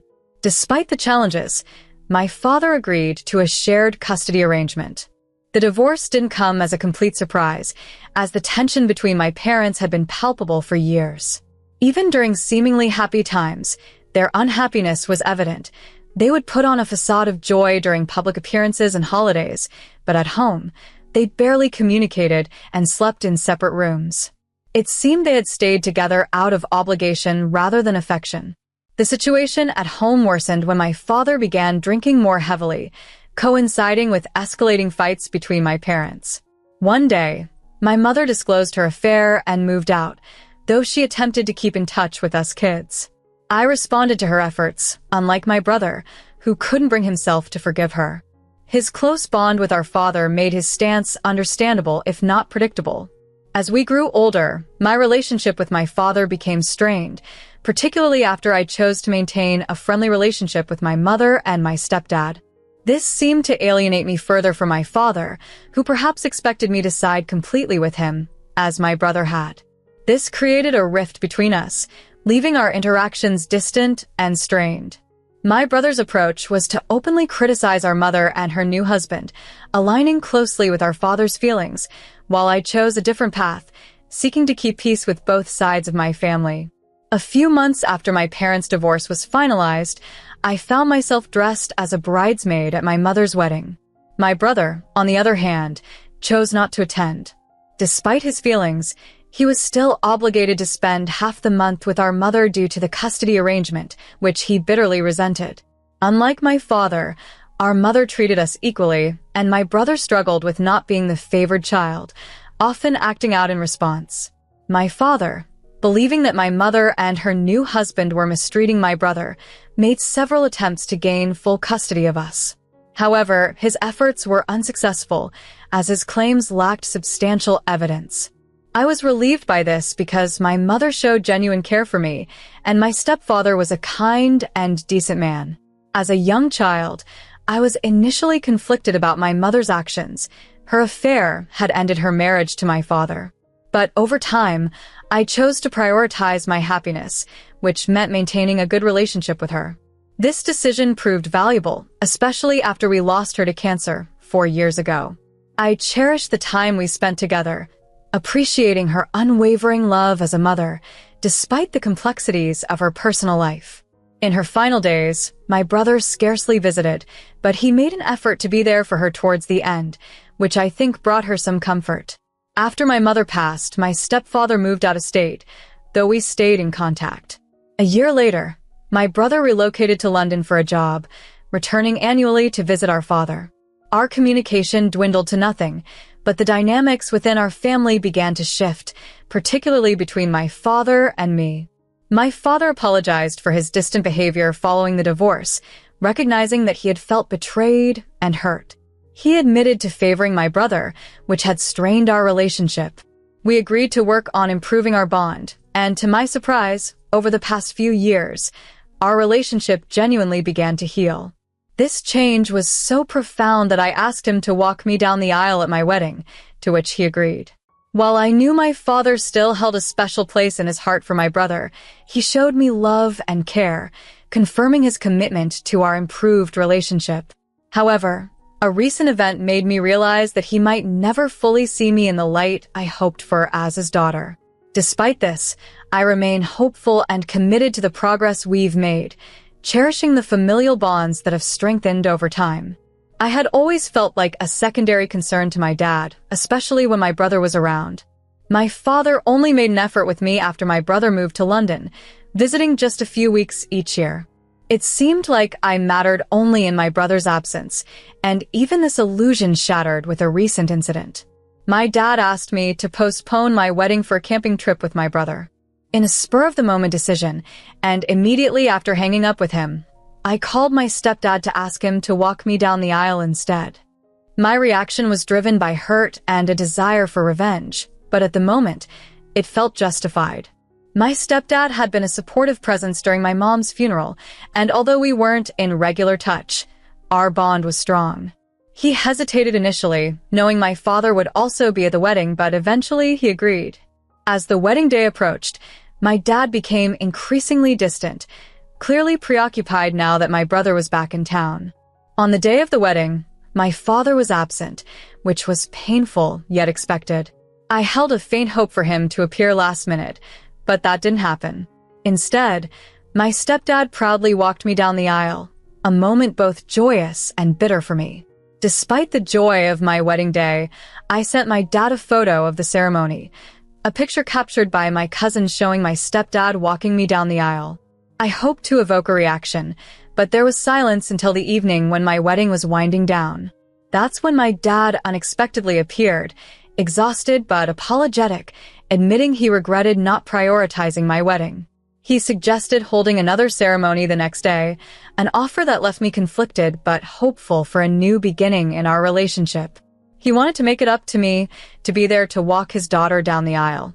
He admitted he had been thoughtless when he chose to go camping instead of attending my wedding, a decision that led me to reschedule my special day. Although he was sorry and longed for another chance to make things right, he stressed that it wouldn't matter to him if no one else attended. He simply wanted to experience walking me down the aisle. This desire seemed born from desperation, and it troubled me. Reflecting on it, I realized his regret might not have been as deep if I hadn't asked my stepdad to step in. When I questioned him about it, his hesitation revealed the truth. It seemed his sudden interest was more about outshining my stepdad than genuinely caring for me. Disappointed, I told him I wouldn't organize another wedding just for his benefit. He had missed his chance, and I sought tranquility away from his drama. He broke down, tearfully apologizing, claiming he hadn't realized the gravity of the situation until he saw the wedding photos. He pleaded for forgiveness, saying he and my brother had rushed back as soon as they could. Despite his pleas, I stood firm, wanting to savor my wedding day. Offended, he accused me of being heartless. His reaction only fueled my resolve as I recounted the times he had let me down before without any real reason. This time, I had enough reasons, and his current plight seemed a just consequence of his actions. I asserted that my stepdad, though not my blood relative, genuinely cared for me, contrasting sharply with his performative affection. As I retreated into my home, leaving him outside in his sorrow, my father and brother eventually departed. Time has passed since that day, and although part of me feels remorseful for the harsh words and his tears, I find solace in knowing that my stepdad's presence at my wedding was a decision made out of genuine care and love. The situation arose because my father chose to reschedule my wedding so that he could take a camping trip with my brother. Throughout my life, I've consistently made excuses for his actions, but I've reached my limit. His behavior is inexcusable, and I'm not obligated to forgive him. Admittedly, it was tough to see him upset, but everyone has their breaking point. I've endured his unfair treatment silently for years, never letting him or anyone else see the tears he caused during my childhood and adolescence. I doubt he would change his ways even if he knew the pain he caused, so I feel justified in my decision to cease contact. I've discussed this decision with my husband, who supports my stance but wanted the choice to be wholly mine. I also spoke with my stepdad, fearing I had inadvertently used him as a pawn in my issues with my dad. He reassured me, understanding my actions and acknowledging our strong relationship, which comforts me. To those concerned about my use of my relationship with my stepdad, he has expressed no issues with it, which puts my mind at ease. It's been a few days post-wedding, and although my father has attempted to reach out multiple times, I've chosen not to respond. I am unaware of the contents of his messages and prefer to keep it that way, especially with my honeymoon approaching. I want to focus on this new chapter without distractions. Tomorrow, my husband and I leave for our honeymoon. This morning, I ignored a call from my dad but later briefly considered checking his messages. However, I decided against it, choosing to maintain my peace as we embark on this special journey. My father had been calling me daily since my wedding. Despite the varying times of his calls, I hadn't looked at his messages until today. Upon reviewing them, I realized they all conveyed the same sentiment in different words. He was apologetic and eager to mend our relationship. He expressed regret for not being the best father and pleaded for another chance to make things right. He also admitted that my grievances were justified, acknowledging that he had favored my brother over the years and understood why I was upset. As his only remaining biological child, he expressed a strong desire to remain a part of my life and was prepared to do whatever necessary to gain my forgiveness. Reading these heartfelt messages was deeply saddening due to the complex emotions involved. However, I had already decided I needed some distance from him. Thus, after reading, I called him back. He answered immediately, starting to apologize again, but I interrupted to inform him that I was about to leave for my honeymoon. I asked him to stop calling and texting for a while, explaining that his continual apologies wouldn't change the past and only served to keep the pain fresh in my mind. I made it clear that I would reach out to him when I was ready to reconnect, but until then, he needed to refrain from contacting me. He managed to hide any hurt from his voice, understandingly agreeing to wait for my call. With that settled, I'm now looking forward to the peace and joy of my upcoming honeymoon. I am currently enjoying the third day of my honeymoon. Fortunately, my father has kept his promise not to contact me, which has been a relief. However, this morning brought an unexpected interruption from another family member, my brother. He called me from an unknown number, which turned out to be a burner phone, catching me off guard. Initially, I was prepared to end the call as soon as I recognized his voice, but he quickly addressed that he knew I would want to hang up. He accused me of being an escapist, which, frustratingly, made me stay on the line. During the call, he lectured me on the importance of family and criticized how I have been treating our father, demanding an apology from me. He argued that no matter my feelings, our father would always be a part of my life, and my stepfather could not replace him. His words seemed unnecessary and out of place, as if we were children again, choosing sides in their divorce. I tried to explain that this was a matter between our father and myself, not the entire family. Yet, he insisted it involved everyone because my actions had supposedly ruined his visit and cut short a family camping trip, making everyone miserable. He even went as far as to claim I was acting out of jealousy towards him, a baseless accusation that only highlighted his immaturity. I responded by telling him that his behavior was typical of someone who refuses to grow up. I made it clear that I harbored no jealousy towards him. In fact, I felt pity because, despite his professional success, he seemed unable to move past our childhood dynamics. This conversation only reinforced my decision to maintain distance from such a toxic environment, at least for the duration of my honeymoon. Despite his achievements, he remained emotionally immature, ensuring his perpetual state of misery and unlikability. Before he could retort to my accusations, I cut him off, explaining that any argument from his side would only validate my observations about his miserable demeanor. I then promptly ended the call, which, admittedly, brought me a peculiar sense of satisfaction. Reflecting on it, perhaps I shouldn't have engaged with him at all, but it did feel like I reclaimed some control. Recently, I returned from my honeymoon, still basking in the remnants of vacation bliss until reality beckoned us back. My husband resumed work, and so did I, signaling our reintegration into our routine lives. With this shift, I felt it was time to address long-standing issues with my father. After work, I visited him, surprising him and my brother, who was also present. Choosing to overlook my brother's presence due to his habitual interference, I requested a private conversation with my father, a setup he reluctantly agreed to after some insistence. Alone with him, I expressed my profound disappointment in his recent actions.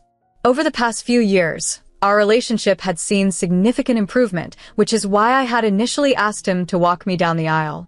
However, his request to reschedule the event made his priorities clear, prompting me to turn to my stepdad instead, whose significance in my life, though different, is no less important. I confessed to my father that I was unsure if his absence on my wedding day was due to a sense of competition with my stepdad or some other reason. This confrontation, though difficult, was necessary as it highlighted unresolved tensions and the need for clear communication moving forward, setting the stage for potential reconciliation or a redefinition of our relationship. He expressed deep regret for missing my wedding, but I reassured him that dwelling on the past wouldn't help. He was visibly upset until I suggested that we could try starting anew. Despite others' expectations that I might sever ties with him permanently, I didn't see that as a realistic or desired outcome. Having lost my mother to cancer, I've learned how abruptly life can take our loved ones away. Although my father's actions in the past, and even recently, have been far from perfect, I cherish the good moments we shared. However, I cannot completely overlook the challenging times either. So, I reached a point of acceptance and told him that I was open to giving him a chance to amend his mistakes. But for now, I needed him to respect my space as I took time to heal, which might take weeks, months, or even years. I explained that once I felt more positive about our relationship, we could attempt to rebuild our father-daughter connection. Until that point, I preferred to keep our interactions minimal. He understood and asked if he could hug me before I left. We shared a brief, emotional embrace. I managed to hold back my tears until I was alone in my car.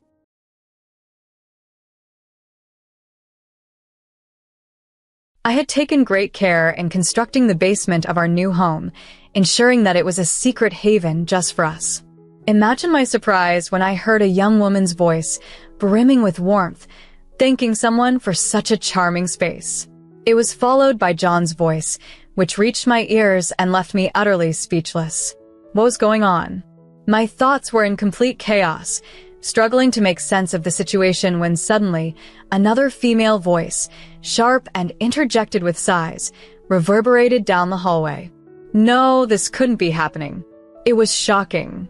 I had suspected something was amiss with John's behavior lately, but witnessing it firsthand was more jarring than I had anticipated. "I love you the most, Mila," he declared. "I'm so happy, John." "I love you too," the woman replied. Their declarations of love seemed predestined, yet who could have foreseen that John would engage in an affair right in the basement of our new home? With trembling hands, I clasped my chest, gently shut the basement door, and stood there, overwhelmed, contemplating my next move. My name is Chloe, a 27-year-old graphic designer. Ever since I was young, I've been passionate about web design, and landing a job at my dream company was a highlight of my career. The company, young and vibrant, was founded just 17 years ago. Most of my colleagues are around my age, creating a dynamic and supportive work environment that I cherish deeply. Personally, I've been fortunate too. I married John, a man 1 year my senior, about a year ago. In my early 27s, I was starting to feel anxious about settling down, but meeting John at a social gathering and dating him for 1 year felt like destiny. He seemed like a knight in shining armor when he proposed, and we got married. Currently, we reside in a rental apartment, but John has been designing our dream home, which he plans to finish soon. Although it may seem rushed to start building a house less than a year into our marriage, owning a home before turning 27 has always been John's goal. He often speaks fondly of the upscale neighborhood where he grew up, which featured large, luxurious homes that everyone admired. Inspired by this, he is eager to create a similar environment for us. When I envision our future home, I can't help but think of the grand residence of John's parents. His father is the CEO of Simpson Corporation, a major trading firm where the average employee bonus reportedly hits $270,010 annually, hinting at the family's substantial wealth. John, an only child, was brought up without any financial struggles, which sometimes makes him seem a bit spoiled. Since our first meeting, he has always been keen to share stories of his affluent background, which never really bothered me. Instead, it was comforting to know he had a stable foundation. Our romance blossomed quickly, from hitting it off at the mixer to getting married. My life with John, though occasionally marred by his braggadocious and selfish nature, was mostly joyful.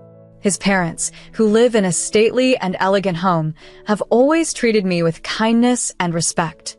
Despite feeling a bit intimidated by their stature, I have grown to see them as family, not as a burden.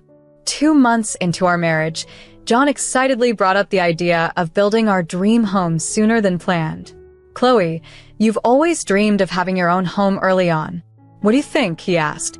His suggestion was not unexpected, as he had often spoken of his dream to build a home. Filled with enthusiasm, I agreed, and he promptly decided to contact an architect familiar with his father. "I'll handle it," he said with a smile, pleased to push our plans forward. Little did I know, as I agreed with a smile, that our dream home would soon reveal a hidden nightmare. Before acquiring the house John had always dreamt of, I was unaware of the complexities it would eventually bring into our lives. As we progressed with the plans, I set forth a condition regarding the home mortgage, taking into account both our incomes. I suggested that I could handle 47% of the payments, while John could manage the remaining 77%. He readily agreed with a nod and a smile, acknowledging that, given his higher income, he could justifiably bear a larger portion. However, as an independent working woman, I felt compelled to shoulder a significant share of our future home's financial responsibility. In discussions about the mortgage, considering potential future complications, we decided to put it solely in John's name. As account executive and the prospective president of Simpson Corporation, this arrangement seemed most practical. John, seemingly disinterested in the finer details of the mortgage, quickly shifted the conversation to the house's design features. He proposed a spiral staircase leading from the living room to the second floor and favored an open floor plan to enhance the sense of space. He also suggested against adding a third floor due to the high maintenance costs, recommending a basement instead, which could serve as an emergency shelter or storage. I was initially taken aback by the idea of a basement. It didn't quite align with the rest of the house's design as John described it. Yet, seeing the practicality in his argument, I agreed, though designing wasn't my forte. As we discussed, John's enthusiasm for these features grew, especially for the basement, which he planned to use as a bedroom initially. As the construction of our dream home progressed, I occasionally joined John in meeting with the architects. My work often kept me busy, particularly on weekends, but John didn't mind handling the meeting solo. He was thrilled with how the architects were incorporating his ideas, and his excitement was palpable every time he returned from these sessions. When our house was finally completed, it was clear that John's vision had been prioritized. The chic color scheme and stylish construction reflected his input, and even I, typically not detail-oriented about homes, was thrilled with the outcome. We explored our new home with excitement, capturing the moments on his smartphone. However, as John's work hours extended with his responsibilities at Simpson Corporation, our interactions became infrequent. His late nights were filled with searching for the right furniture and appliances for our new home, often eyeing items that seemed unnecessarily large for just the two of us. His justification was that it's better to be prepared for future needs, possibly hinting at children. This period also marked a noticeable decline in our intimacy, which had dwindled since the discussions about including a basement. The lack of closeness, once trivial, now seemed like a glaring issue. One evening, driven by the growing emotional distance, I broached the subject, hoping to bridge the gap between us. It was a delicate conversation to initiate, especially as I tried to navigate the complexities of our evolving relationship and the imposing presence of our new home. Attempting to communicate my feelings, I found myself exhausted and suggested we reschedule our plans. My new husband, John, casually declined and quickly wrapped himself in a blanket, signaling his lack of interest. This unexpected rejection, the first time I had initiated, left me feeling bewildered and hurt. Lying in bed, tears threatened as I exhaled quietly, wondering about his feelings, which seemed increasingly uncertain. John, once always eager, had become distant. His late returns from work became more frequent, yet he seemed focused on furnishing our new home. Online orders of new furniture arrived steadily as we prepared to move. Both sets of parents sent enthusiastic messages on moving day, eager to see our new place. I stayed behind to oversee the packing, while John managed the furniture setup at our new residence. With a flutter of excitement about our fresh start, I watched the movers load our belongings. Once everything was loaded, I cleaned our old apartment out of gratitude, capturing a final photo before leaving for the new house, only a train stop away. En route, a call from the movers startled me. They couldn't get into the house despite John's supposed presence. Puzzled, I urged them to ring again, but no one answered. Arriving at our new, starkly black-walled home, I apologized to the waiting movers and unlocked the door. John's absence was evident. His shoes were missing. Frustration mounted as I directed the movers, puzzled by his disappearance during such a crucial time. With the moving complete, I thanked the movers and began unpacking. Remembering the unassigned boxes, I decided to temporarily store them in the basement. As I approached the basement door, a noise from within made me pause. Heart pounding, I listened to the sounds of movement inside, taking a deep breath to steady myself. I gently nudged the door open, and a shaft of light spilled into the dim hallway. A gasp escaped my lips. Although I couldn't see everything inside, the thought of what might be occurring behind the closed door sent shivers down my spine and my hands trembling. I had designed this basement to be a private sanctuary, certain that no one would discover its secrets. Yet here I was, overhearing voices that shook me to my core. "Thank you for creating such a lovely space just for me," came a young woman's warm voice, followed by John's reply, which left me dumbfounded. What on earth was happening? My thoughts were a jumbled mess, my mind reeling with confusion when suddenly, a high-pitched laugh mixed with soft sighs drifted through the air. No, this couldn't be happening. It was unbelievable. I had sensed something odd in John's behavior recently, but witnessing this scene firsthand, I was more taken aback than I could have imagined. "I love you the most, Mila." "I'm so happy," John declared. "I love you too, John," the woman replied, their voices intertwining as if fate itself had bound them together. Who would have guessed that beneath our new home, in the basement I meticulously planned, my husband was having an affair? With my heart pounding, I pressed my trembling hands against my chest, quietly shut the door, and turned the key in the lock. What should I do next? John and the woman, unaware of my presence, continued their conversation, dismissing a faint noise I had made as perhaps just their imagination, or maybe the movers. Overwhelmed by a mixture of shock and anger on this very day of our move, a day that was supposed to herald a new beginning in our dream home, I felt betrayed. As I clenched my fists, nails digging into my palms, a surge of resolve filled me. I decided I would expose them, no matter the cost. Quickly, I called my parents, in-laws, and John's aunt and uncle who lived nearby. I told them I wanted to show them our new home. They arrived promptly, some already planning to visit today. I greeted them with a forced smile, hiding my inner turmoil as we toured the house. "What a beautiful home. It's so grand," they exclaimed, lavishing praise. "It's all thanks to John," I deflected, my voice steady despite the storm inside me. They continued admiring the house, blissfully unaware of the basement's secret. As we approached the basement door, anticipation built up among us. John mentioned a special room, my uncle noted. "Yes, the basement. He's particularly proud of it," I added, leading everyone downstairs. The voices from the basement grew louder, confirming my fears. With a deep breath, I unlocked the basement door and flung it open. The sight that greeted us was as shocking as it was revealing. John and the woman froze, caught in the act. "Why are my parents here and Chloe and everyone?" John stammered, his face draining of color. The woman scrambled for a blanket, her eyes wide with fear. "Wait, listen to me," John pleaded, but his words faltered under the weight of his obvious guilt. "That woman, she's not from our company, is she?" My father-in-law interjected, recognizing her. His reaction confirmed my worst fears, and in that moment, the full extent of the betrayal unfolded before the entire family. Chloe was initially thrilled about John's plans to remodel the basement, mistaking his enthusiasm for a shared dream of their future family.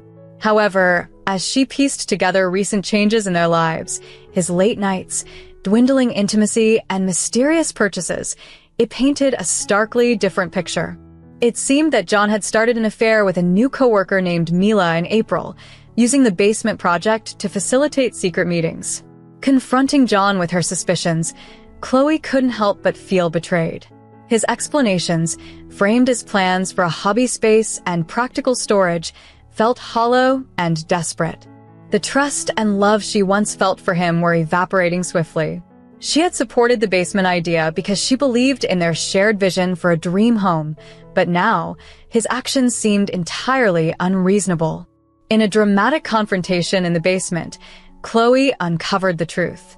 John and Mila, found together under dubious circumstances, couldn't convincingly deny the affair.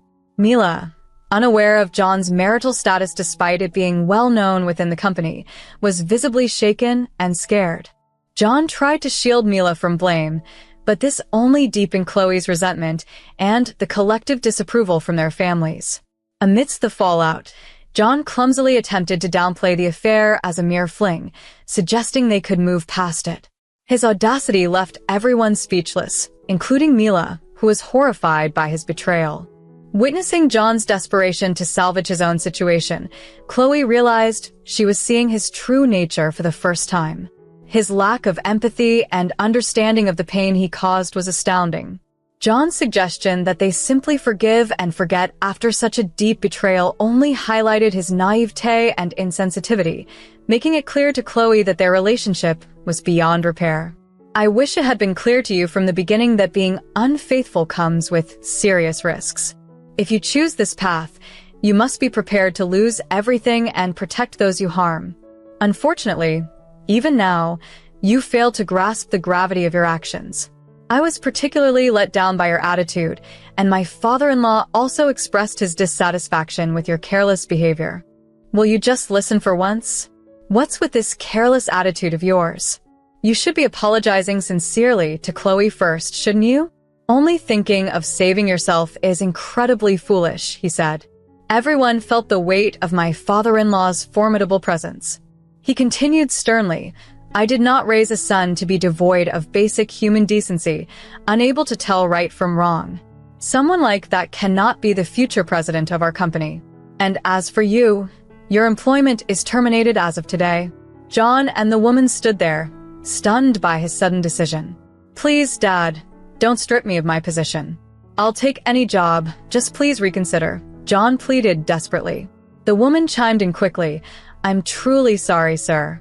Joining this company was a proud moment I could share with my parents as a new graduate, and to be dismissed over this. What will I tell them? I don't mind being transferred, just please don't fire me." They begged for forgiveness, but it was clear from my father-in-law's unchanged expression that their pleas fell on deaf ears. After a tense pause, he sharply corrected them, "You're both apologizing to the wrong person. The person you should be apologizing to is Chloe. If you can't even get that right, how can I trust you with the future of our company?" With this final warning, the two of them clung to each other, looking utterly dejected. "If you understand, then please leave," I said coldly.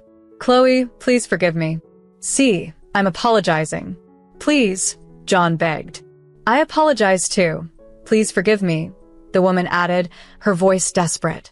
Despite their apologies, they shamelessly persisted, and I snapped, "Enough. Stop insulting everyone and leave now." Realizing I was serious, they hurried out. After they left, the room was filled with attempts to regain composure. My in-laws repeatedly apologized to me and my parents. While I still harbored anger towards John, I was truly appreciative of my in-laws' support and decided it was time to start afresh. Eventually, we divorced, and I secured a substantial settlement from John. Without his parents' financial support, he would struggle to meet the settlement all at once and likely face significant debts. As declared, my father-in-law terminated John and the woman from the company and decided to disinherit John. Until the very end, John pleaded with his father, but the reply was firm: "I can't entrust Simpson Corporation to someone like you." Ultimately, the company was taken over by a capable colleague whom my father-in-law trusted. He had always seen something lacking in John, despite his familial ties, and maintained his integrity as the president of a major corporation. John and I parted ways, and I decided to move out of our former home, leaving behind the old to embrace a new beginning. A house filled with distressing memories is often better demolished. Since John owned the property, he would be responsible for the mortgage of any new residents. Unfortunately, with his recent unemployment, financial difficulties are inevitable. Interestingly, when the woman discovered that John was no longer in line for an inheritance, she left him. It seems her interest was primarily in his wealth. She engaged in a relationship with John, who was significantly older, which had limited advantages for her. In the end, she also secured a fair settlement. Both of them, now jobless, faced the challenge of settling their debts. John's situation grew worse. He lost his wife, ended his affair, and now grapples with considerable debt. I can't muster sympathy for him. He orchestrated these events himself. How John will manage without his father's support remains uncertain, and I prefer he stays out of my life. Afterwards, I moved into a rental apartment, ideal for a single person, and began anew surrounded by my cherished furniture. Life has become enjoyable again, with pleasant interactions at work and a new interesting acquaintance. Should I consider marriage again, I'll ensure to discuss it thoroughly with my partner to build a mutually satisfying home. This is my new commitment.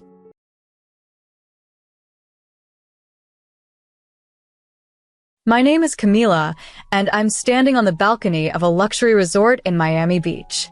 The view of the ocean at dusk is breathtaking, but my heart is heavy. This one-week vacation, which was supposed to be a chance for me to make lasting memories with my family, has turned into a nightmare, thanks to my sister-in-law, Ella. I've been happily married to Daniel for 7 years. Both of us are successful vice president in major corporations, and we've worked hard to get where we are today. Early on, we made the decision not to have children. It just didn't fit with our busy lives. Instead, we've enjoyed 3 major vacations a year and the occasional weekend getaway. It's been a fulfilling rhythm for us. For the past few years, we've invited Daniel's parents to join us on our annual family trip. Daniel's father, William, is 67 years old, and his health has been slowly declining. His mother, Harriet, is 67 and has been shouldering much of the responsibility for his care. This year's trip was especially important to William. He wanted to return to Miami, where he and Harriet had gone for their honeymoon nearly 36 years ago. His voice carried a sense of urgency, as if he felt this might be his last chance to relive that memory. I didn't hesitate to offer to cover all the expenses for the trip. It was a lot of money, but seeing their joy was worth every penny. After all, they had welcomed me into their family as a daughter for the past decade. Everything started to change, though, when my sister-in-law Ella, who's 32 and a stay-at-home mom with 3 young children, asked if she could come along. Ella's financial situation was tough, and her husband's income barely covered their basic needs. Every time we posted photos from our vacations, she would comment with a sigh, saying she hadn't had a decent vacation in years. Since she was family, I agreed to cover her expenses as well. Looking back, that might have been my first mistake. From the moment we arrived in Miami, Ella's behavior was off. The first red flag came just a few hours after we checked into the resort. "Camila, would you mind taking our picture?" "I want one with just my family," she said. Her words hit me like a sharp blade, and in that instant, It felt as though the relationships I had spent years nurturing were being erased. Daniel seemed confused, but he didn't say anything, not wanting to upset the mood. But that was just the beginning. Ella continuously found ways to exclude me from the group.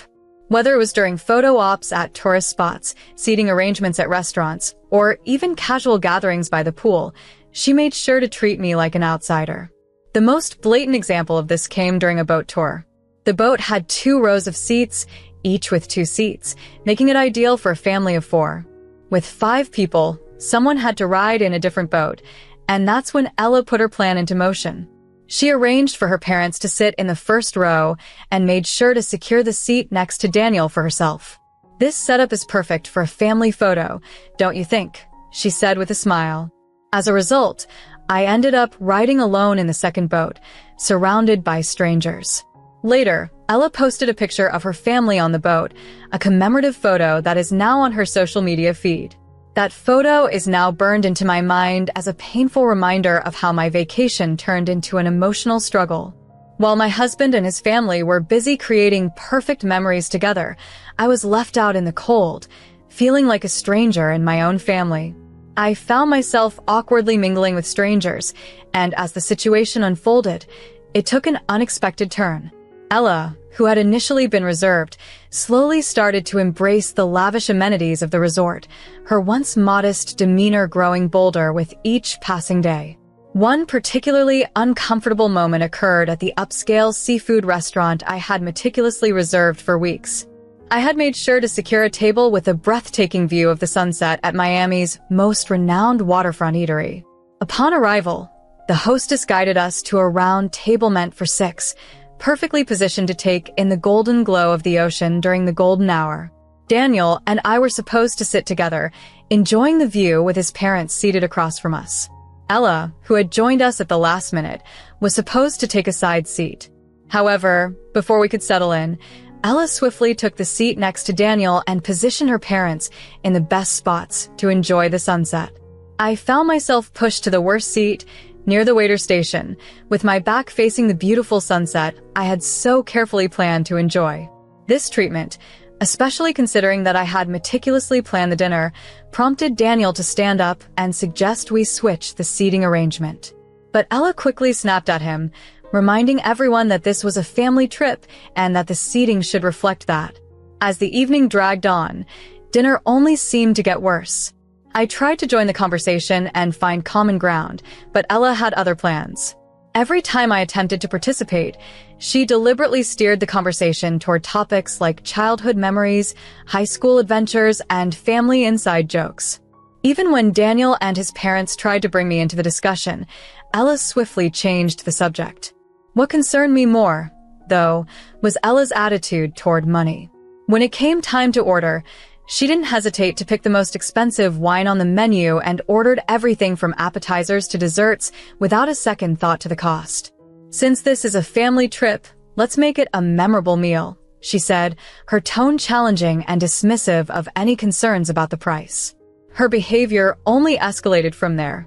Ella started using the room charge system linked to my credit card as though it was an unlimited shopping spree.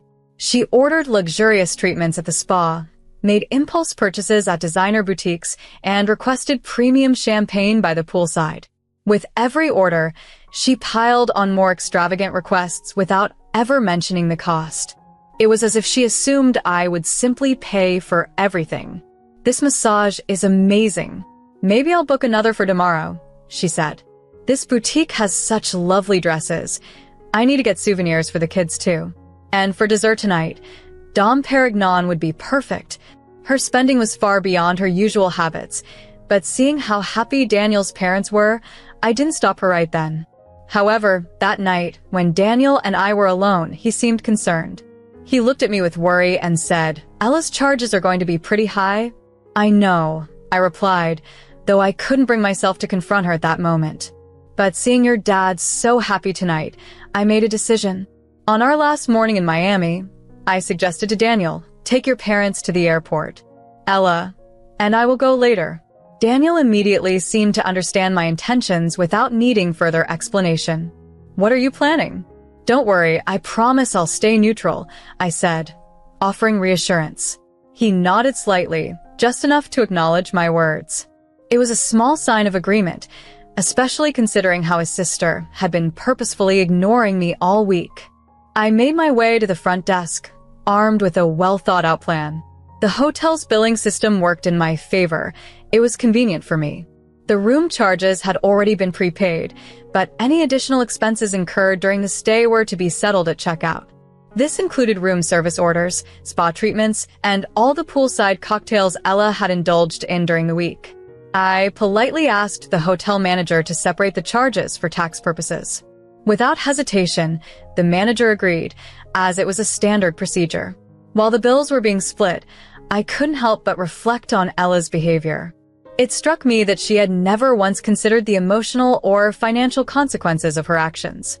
After the payments for Daniel's parents' suite and our own room were processed, I waited. My in-laws had already left for the airport, needing extra time because of William's health and wheelchair requirements. This left only Ella and me in the hotel lobby. The manager soon called her to the counter, and I noticed her face pale as she saw the itemized bill. The total amount was staggering, likely more than she spent in several months, based on her usual lifestyle. Her eyes darted between the bill and my face as the weight of the situation dawned on her. What started as confusion quickly shifted into panic. "You're not paying for me, are you?" she asked, her voice trembling. I remained calm. "I've already paid for the family. You'll need to cover your own expenses." Ella's hand shook as she handed over her credit card. But when the manager swiped it, the response was immediate. "I'm sorry, ma'am. Your card has been declined," she said, confirming what I had already suspected. Ella had lived a lavish lifestyle throughout the week, assuming I would pick up the tab. The manager tried the card again, but the outcome was the same. The credit limit on Ella's card didn't even come close to covering the accumulated charges, everything from her spa visits to the special dinners. The realization hit her hard. The situation she had been ignoring had finally caught up to her, and she was left to face it without my help. For the next 27 minutes, the hotel lobby became a sort of stage, with Ella pacing back and forth, desperately trying to figure out how to resolve the crisis. Every few minutes, she cast a glance at me, hoping I would offer to pay. But I sat still on the plush sofa, outwardly calm. I knew I could end her predicament with a simple swipe of my own card, but I refused to do so, not without her offering an apology for her behavior during the trip. Her pride, however, prevented her from taking that step. Finally, Ella made the call I had been expecting. I could hear her voice rise slightly as she explained the situation to her husband, how the total amount she had spent was nearly the same as his monthly salary. On the other end of the phone, I could hear his voice, questioning her, clearly surprised and maybe a little upset. Ella's reckless spending after long and exhausting negotiations left everyone wondering why she had made such decisions. After numerous promises, likely driven by desperation, a transfer was finally arranged to cover her taxi fare to the airport. Throughout the ride, Ella remained silent, likely contemplating her husband's reaction when she returned. But her troubles were far from over. Upon arriving at the airport, the ticking clock reminded her that time was running out. It suddenly hit her. She hadn't checked in for her flight yet. While I sailed through the priority check-in, Ella had to wait in the long, regular queue to check her luggage. With every passing minute, her frustration mounted. At the gate, I quietly arranged for an upgrade to business class for myself, Daniel, and his parents, ensuring a smooth and comfortable finish to our journey. Meanwhile, Ella remained stuck in her original economy class seat. As she passed the spacious business class section, her expression said it all. Without uttering a word, her clenched jaw and tense posture spoke volumes about her displeasure. While we enjoyed premium services, Ella spent the entire flight in economy class. The contrast between our comfort and her discontent couldn't have been more stark. But the moment we landed, Ella's composed exterior finally cracked. She rushed to where her parents were collecting their luggage and immediately began to spin her version of events. According to her, I had forced her to pay, publicly humiliated her, and intentionally excluded her from the flight upgrade. What she conveniently left out was the week she had spent trying to push me out of every family moment. William, clearly weary from the journey, started to look distressed as Ella's dramatic recount continued. Yet, even at that moment, she wasn't concerned about her father's health. Instead, she was too focused on portraying herself as the victim. I remained calm, waiting for the right time to speak up. When the moment arrived, I calmly explained how Ella had deliberately excluded me from every family gathering during the vacation. Whether it was the family-only photo, manipulated seating arrangements, or private conversations, all funded by me, she had made it clear I wasn't part of her family. I asked her simply, if I wasn't considered family enough to be included in the memories, why should I continue to pay for her as family? Harriet, who had witnessed Ella's behavior all week, had finally had enough. She stepped in, halting Ella's performance. "Ella, that's enough," she said firmly. "We don't want to be a part of this drama.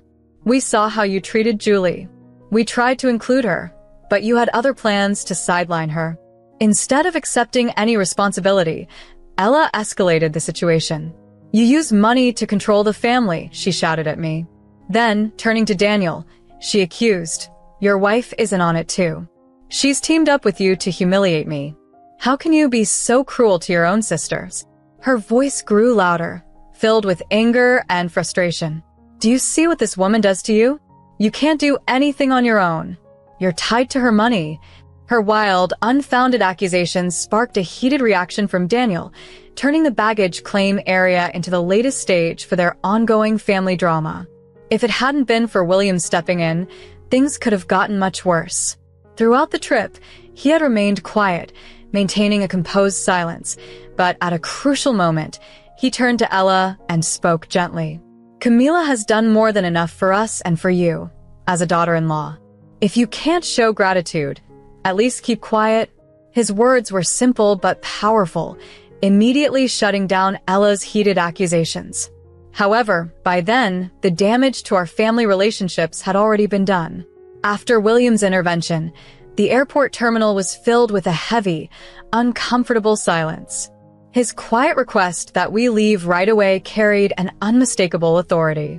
Without a word, I helped him to the car, and we left, leaving Ella standing there alone. She hadn't brought her own car to the airport, and despite being 67 miles from home, her pride prevented her from asking us for a ride. A taxi fare would no doubt be expensive, but after a week of Ella intentionally shutting me out, I no longer felt any obligation to care. The drive back to my in-laws' house was subdued. When we arrived, both of them expressed their sincere gratitude for the vacation, and William gave me a hug that lasted longer than usual, filled with more unspoken meaning than words could express. We didn't talk about what had happened right away, but a few days later, Daniel finally broke the silence. He told me that Ella was struggling financially. Her husband was furious with her for racking up so many debts and for acting so irresponsibly. He demanded that she repay every penny and refused to help her with any of her lavish expenses. Ella was now having trouble managing both the repayment and her regular credit card bills. Daniel supported my actions, but in a gentle way, suggested that perhaps I had been a bit too harsh. Still, he admitted that his sister needed to be taught a lesson.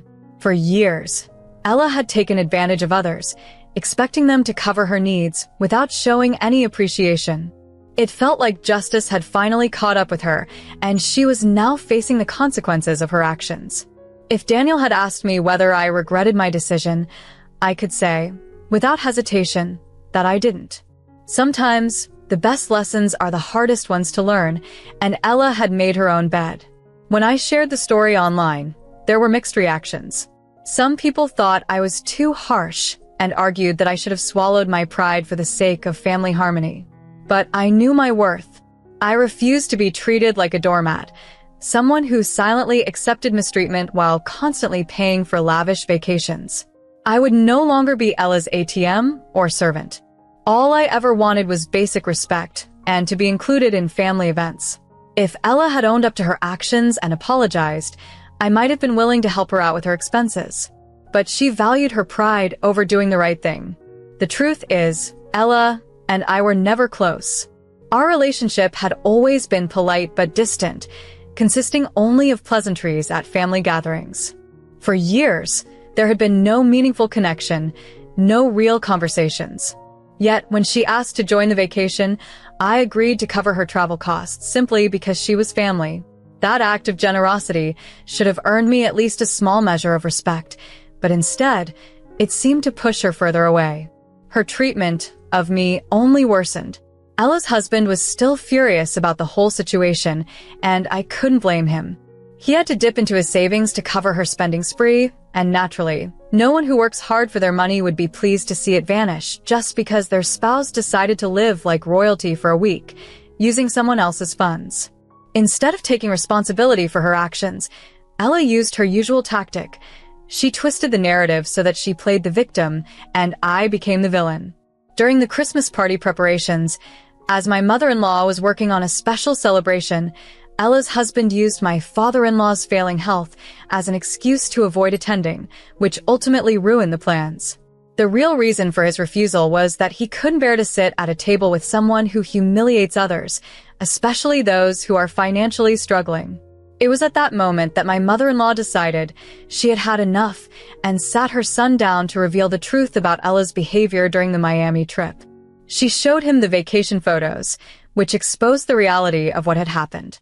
Ella had posted numerous pictures on social media that clearly showed her excluding me. In some, I was deliberately pushed to the back of the frame or seated away from everyone else. The evidence of her intent to isolate me was irrefutable. My mother-in-law explained that she and my father-in-law had tried to include me in the trip, but Ella continually found ways to push me aside. What made this situation particularly hurtful was that I had always treated Ella's husband with respect. While we weren't close friends, our interactions during Christmas and other family gatherings had always been cordial. I never once looked down on him because of his financial situation or any other reason. We were simply family now, trying to support each other and contribute as much as we could. For Ella to manipulate her husband into thinking I was some kind of classist villain showed just how far she would go to avoid facing the consequences of her own actions. The issues in Miami were just the beginning. Ella had already accumulated debts she couldn't pay, and over the course of the week, she started blaming her hardworking husband for not providing a more luxurious lifestyle. My mother-in-law had tried everything to talk sense into her. She defended her son-in-law and tried to explain how unreasonable Ella's demands were, but the lavish experiences of the Miami trip seemed to have awoken something dangerous in her.